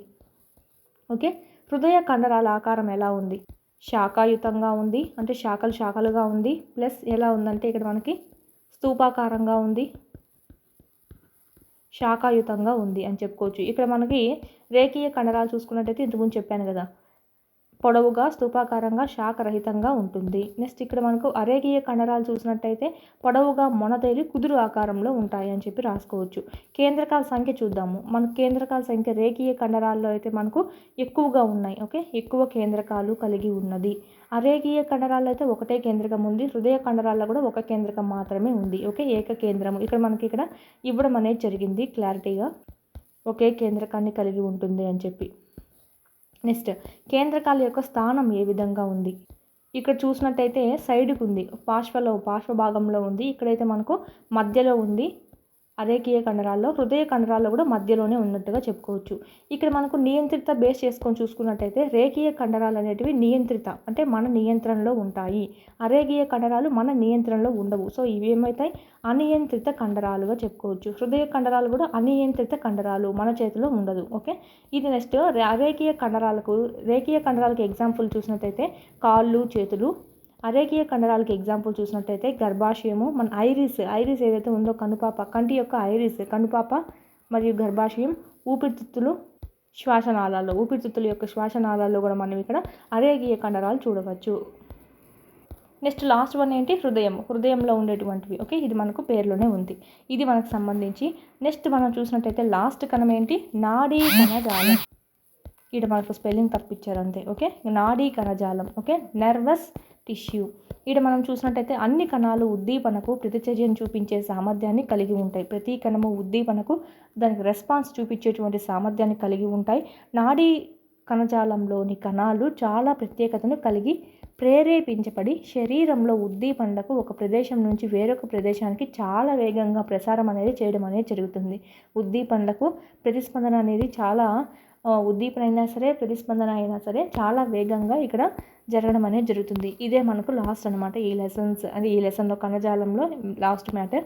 మెదడు, వెన్నుపాము, నాడులు నాడీ కణజాలంతో నిర్మితమవుతాయి. మెదడు, వెన్నుపాము, నాడులు. ఓకే, ఈ 3 నాడీ కణజాలాలతో నిర్మితమవుతాయని చూసుకోవచ్చు. మోస్ట్ ఇంపార్టెంట్ చూసుకోవాలి. ఈ కణజాలంలో కణాలను నాడీ కణాలు లేదా న్యూరాన్స్ అంటాం. ఈ కణాల్లోని కణాలను ఏమంటాం? నాడీ కణాలు లేదా న్యూరాన్స్ అంటాం. నాడీ కణము కణ ద్రవ్యము, కేంద్రకం కలిగిన కణ దేహాన్ని కలిగి ఉంటుంది. ఇక్కడ మన డయాగ్రామ్లో ఇచ్చారు. ఇదంతా ఏమవుతుందంటే కణ దేహం అవుతుంది. ఇందులో మనకి కణ ద్రవ్యం అనేది ఉంటుంది. ఇదంతా ద్రవ్యము ప్లస్ కేంద్రకం కూడా ఒకటి ఉంటుంది. ఈ పక్కన ఉన్నటువంటి ఇవి ఉన్నాయి కదా, ఇవి మనకు ఈ దారాలు మారితే ఇవి మనకి ఏమవుతుందంటే డెండ్రైట్స్ అంటాము. ఇక్కడ ఇచ్చారు కణదేహం అంటే ఇది కణదేహం నుంచి పలుచని పొడవుగా కేశములు వంటి నిర్మాణాలు బయటికి వస్తాయి. వాటిల్లో ఏమంటామంటే డెండ్రైట్స్ అని అంటాము. ప్లస్ ఇంకొకటి చూసినట్టయితే ప్రతి నాడీ కణానికి ఇలాగ మనకు కణదేహం ఉంది కదా, ప్రతి నాడీ కణానికి ఒకే ఒక పొడవాటి భాగం అనేది ఉంటుంది. దీన్ని మనకు కీలితం అని అంటాము. దీన్ని చూసినట్టయితే తంత్రాక్షం. ఓకే, యాక్సాన్ అంటాం. ఇంగ్లీష్లో మనకి యాక్సాన్ అంటాం. పొట్టి శాఖలు కలిగిన భాగాలనే మనం ఏమంటామంటే డెండ్రైట్స్. ఇది మనకు సంబంధించి కణదేహం, కేంద్రకం, డెండ్రైట్స్, తంత్రాక్షము, నాడీ కణ అంత్యాలు. ఇది మనకు న్యూరాన్, నాడీ కణజాలపు ప్రమాణంగా చూసుకోవచ్చు న్యూరాన్స్ని. Okay, most important. నాడీ కణజాలపు ప్రమాణం ఏది అంటే న్యూరాన్స్. ఎంత పొడవు ఉంటుందో చూద్దాం ఇప్పుడు. ఒక నాడీ కణం దాదాపు ఎంత పొడవు ఉంటుంది అంటే 1 మీటర్ పొడవును కలిగి ఉంటుంది. అనేక నాడీ తంతువులు సంయోజక కణజాలంతో బంధింపబడి నాడీని ఏర్పరుస్తాయన్నమాట. ఏ కణజాలంతో అనేక నాడీ తంతువులు ఏ కణజాలంతో బంధింపబడి నాడీని ఏర్పరుస్తాయంటే సంయోజక కణజాలం, కనెక్టివ్ టిష్యూ. ఓకే, నాడీ తంతువుల ద్వారా పంపబడినటువంటి సంకేతాలను నాడీ ప్రచోదనాలు అని చెప్పి అంటాము. మనకి ఇంగ్లీష్లో చూసినట్టయితే నర్వ్ ఇంపల్స్ అని అంటాము. నాడీ ప్రచోదనాలు. ఇవి ఏం చేస్తాయంటే మనం కోరుకునే విధంగా మన కండరాలు అనేవి కదలడానికి యూజ్ అవుతాయి అన్నమాట. ఈ నాడీ ప్రచోదనాలు ఎందుకు తోడ్పడతాయి? మనం కోరుకునేటువంటి విధంగా కండరాలు అనేటివి కదిలించడానికి యూజ్ అవుతాయి. చాలా జంతువుల్లో నాడీ కణాలు మరియు కండర కణజాలం కలిసి పనిచేయడం అనేది మౌలికమైనదిగా చెప్పుకోవచ్చు. ఈ కలయిక జంతువులలో ఉద్దీపనలకు ప్రతిచర్య చాలా వేగంగా జరగటానికి వీలు కల్పిస్తుంది ఈ కలయిక అనేది. ఓకే, ఏ కలయిక? నాడీ కణాలు మరియు కండర కణజాలం అనేది కలిసి పనిచేయడం అనేది ఉద్దీపనలకు ప్రతిచర్య అనేది చాలా వేగంగా ఇవ్వడానికి మనకు ఇక్కడ తోడ్పడడం అనేది జరుగుతుందన్నమాట. ఏదైనా వేడి వస్తువు నువ్వు తాకినప్పుడు ఏం చేస్తుంది, తాకుతావు, వేడిగా ఉంది నీకు చెయ్యి కాలుతుందని చెప్పి నాడీకణం ఇక్కడ స్పందన ఇస్తే కండర కణం ఏం చేస్తుంది, చెయ్యిని వెనక్కి లాగేసుకోవడం అనేది జరుగుతుంది. ఈ విధంగా మనకు రెండు కలిసి చేస్తూ ఉంటాయన్నమాట. ఇది మనకు సంబంధించి దీంతో మనకి ఈ నాడీ కణజాలం కూడా అయిపోతుంది. ఇది మనకు జంతు కణజాలంలో భాగంగా చెప్పుకున్నామండి. జంతు కణజాలంలో భాగంగా వృక్ష కణజాలం ఆల్రెడీ రివిజన్ వేసేసాను. ఓకే, జంతు కణజాలంలో భాగంగా చూసుకున్నట్టయితే మనకు 4 కణజాలాలు ఉంటాయని చెప్పుకున్నాం. అవే ఏంటివి అంటే ఉపకళ, సంయోజక, కండర, నాడీకణము. ఉపకళ కణజాలంలో చూసినట్టయితే దీంట్లో మళ్ళీ 4 శలకల, సరళ శలకల ఉపకళా కణజాలం, స్థరిత శలకల ఉపకళా కణజాలం, ఘనాకార ఉపకళా కణజాలం, స్తంభాకార ఉపకళా కణజాలం లేదా శైలికామయ ఉపకళా కణజాలం. శలకల ఉపకళా కణజాలం ఎక్కడ ఉంటుంది, ఇది మామూలుగా ఎలా ఉంటుంది అంటే పలుచగా బల్లపరుపుగా ఉంటుంది, సున్నితమైనటువంటి పొరను కలిగి ఉంటుంది. ఎక్కడెక్కడ ఉంటుంది అంటే ఎగ్జాంపుల్ ఆహార వాహిక, మన ఆహార వాహికలో ఉండేది ఏది అంటే సరళ శలకల ఉపకళా కణజాలం అని చెప్పుకోవచ్చు. నోటి కుహరంలో ఉన్నటువంటి పొర కూడా మనకు దీనికి ఎగ్జాంపుల్గానే చెప్పుకుంటాం. నెక్స్ట్ అదేవిధంగా చర్మం చూసినట్టయితే చర్మము స్థరిత శలకల ఉపకళా కణజాలానికి బెస్ట్ ఎగ్జాంపుల్గా చూసుకుంటాం. మనకు ఆప్షన్స్లో ఓన్లీ ఉపకళా కణజాలం ఉంటే అదే పెట్టచ్చు. 4 ఇచ్చేసి అంటే పైన ఇచ్చినటువంటి 4 ఇచ్చేసి పెట్టినారంటే ఉపకళా కణజాలం పెట్టాలి. లేదు అని ఈ 4 మళ్ళీ పెట్టమన్నారంటే చర్మం ఇచ్చి స్థరిత శలకల ఉపకళా కణజాలంని మనం సెలెక్ట్ చేసుకోవాలి. ఆప్షన్స్ ఇచ్చేదాన్ని బట్టి మీరు సెలెక్ట్ చేసుకోవాలి. నెక్స్ట్ ఘనాకార ఉపకళా కణజాలానికి చూసినట్టయితే మూత్రనాళాలలో లాలాజల గ్రంథుల నాళాలలో ఉన్నటువంటి పొర ఎలా ఉంటుంది అంటే ఘనాకార ఉపకళా కణజాలం సంబంధించి. నెక్స్ట్ లాస్ట్ వన్ స్తంభాకార ఉపకళా కణజాలం చూసినట్టయితే ప్రేగు లోపలి పొర వంటి శోషణ స్రావక క్రియలు జరిగే చోటన ఉండేది ఏది అంటే స్తంభాకార ఉపకళా కణజాలము. శ్వాసనాళంలో మనకి ఎలా ఉంటుందంటే స్తంభాకార కణజాలం పైన ఈ విధంగా ఉంటే మనకి పైన కొన్ని శైలికలు అనేటివి ఉంటాయన్నమాట. ఇలా ఉంటే మనకు దాన్ని ఏమంటామంటే శైలికామయ ఉపజలా కణజాలం అంటాం, శ్వాసనాళంలో ఉండేటువంటివి. ఓకే, ఇది మనం డిఫరెన్స్ చూసుకోవాలి కొంచెం. నెక్స్ట్ ఘనాకార ఏమని చెప్పాము, మూత్రనాళాల్లో ఉంటుంది మరియు లాలాజల గ్రంథుల నాళాలలో ఉండేటువంటి పొర ఏది అంటే మనకి ఇక్కడ ఘనాకార ఉపకళా కణజాలంగా చెప్పుకోవచ్చు. ఇక్కడ చూసినట్టయితే మనకు కొన్ని ఉపకళా కణాలు ఏం చేస్తాయంటే గ్రంథి కణాలుగా ఉపకళా ఉపరితలపైన పదార్థాలు స్రవిస్తాయని చెప్పుకున్నాం. ఈ గ్రంథి కణజాలం కొన్నిసార్లు ఉపకళా కణజాలంలో కొంత భాగం లోపలికి ముడుచుకొని పోయి ఓకే బహుకణ గ్రంథిగా తయారు అయ్యి ఏర్పడుతుంది.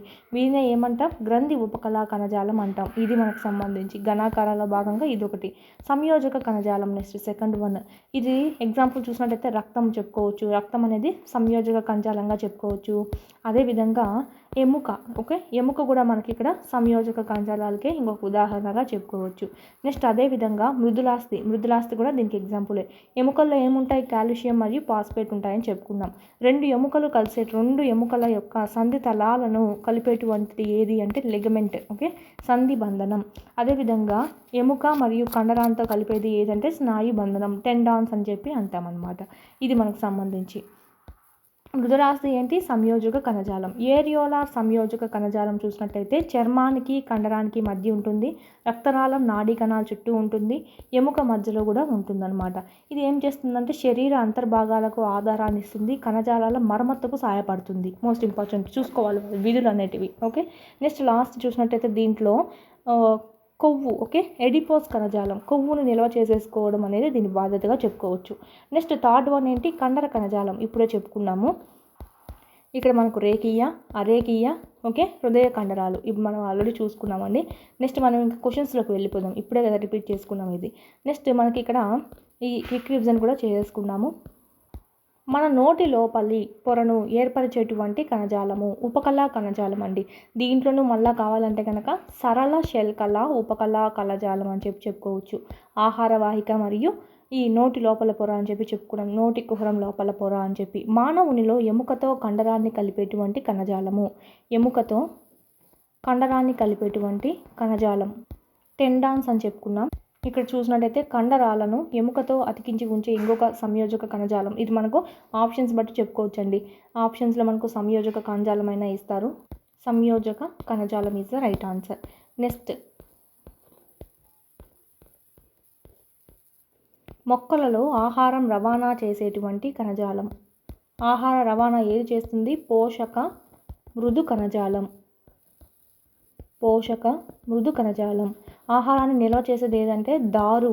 ఓకే, దారు మృదు కణజాలం అయితే నిల్వ చేస్తుంది. పోషక మృదు కణజాలం అయితే ఆహారాన్ని రవాణా చేస్తుంది. మన శరీరంలో ఓకే కొవ్వును నిల్వ చేసేటువంటి కణజాలం లాస్ట్లో చెప్పుకున్నాం ఎడిపోజ్. ద్రవరూప మాత్రిక కలిగిన సంయోజక కణజాలం రక్తం. మెదడులో ఉండే కణజాలం నాడీ కణజాలం. క్రింది భాగాలలో ఉండే కణజాలాన్ని గుర్తించండి. చర్మం అంట. ఓకే, ఉపకళా కణజాలంలో భాగంగా మనం ఇక్కడ స్థరీత ఓకే స్థరీత శల్కల ఉపకళా కణజాలంలో ఉంటుంది. మనకు ఆప్షన్స్లో ఉపకళా కణజాలం, సంయోజక, కండర, నాడి ఇస్తే ఉపకళ పెట్టాలి. అలా కాకుండా సరళ శల్కల, స్థరిత శల్కల, ఘనాకార, స్తంభాకార ఇస్తే స్థరిత శల్కల అని పెట్టాలి. ఓకే, మొక్క యొక్క బెరడు ఇది మనకు సరళ శాశ్వత కణజాలంలో చూసుకోవచ్చు. బెండు కణాలు ఏవైతే ఉన్నాయో బెండు కణాల చుట్టూరా మనకు ఉన్నటువంటి ఆ కణ కవచాలలో ఉండే పదార్థం ఏంటి అని కూడా అడుగుతారు, చూసుకోవాలి. సుబారిన్. ఓకే, ఇది కూడా చెప్పుకున్నాం. నెక్స్ట్ ఎముక, రక్తము, ముదులాస్తి ఇవన్నీ మనకు సంయోజక కణజాలం అనేది అవుతాయి, కనెక్టింగ్ టిష్యూ. ఓకే, నెక్స్ట్ మూత్రపిండ నాళిక లోపలి భాగం. ఇక్కడ ఈజీగా చూసుకుంటే మనకు మూత్ర నాళాలు అని చెప్పుకోవచ్చు. మూత్ర నాళాలు, లాలాజల గ్రంథుల నాళాలు, వీటిలో మనకు ఘనాకార ఉపకళా కణజాలం అనేది ఉంటుంది. నాళికా పుంజం కూడా మనం చూసుకుంటే ఇది మనకు మొక్కకు సంబంధించి వృక్ష కణజాలంలో భాగంగా కాండాలు. ఓకే, కాండాలలో నాళికా పుంజాల చుట్టూ, ఆకులు ఈనెలలో గింజలు మరియు విత్తనాల చుట్టూ ఉంటుంది కదా గట్టి కవచము. గట్టి కవచం ఉంటుంది కదా, దాంట్లో కూడా మనకు ఉండేది ఏంటి అంటే దృఢ కణజాలము.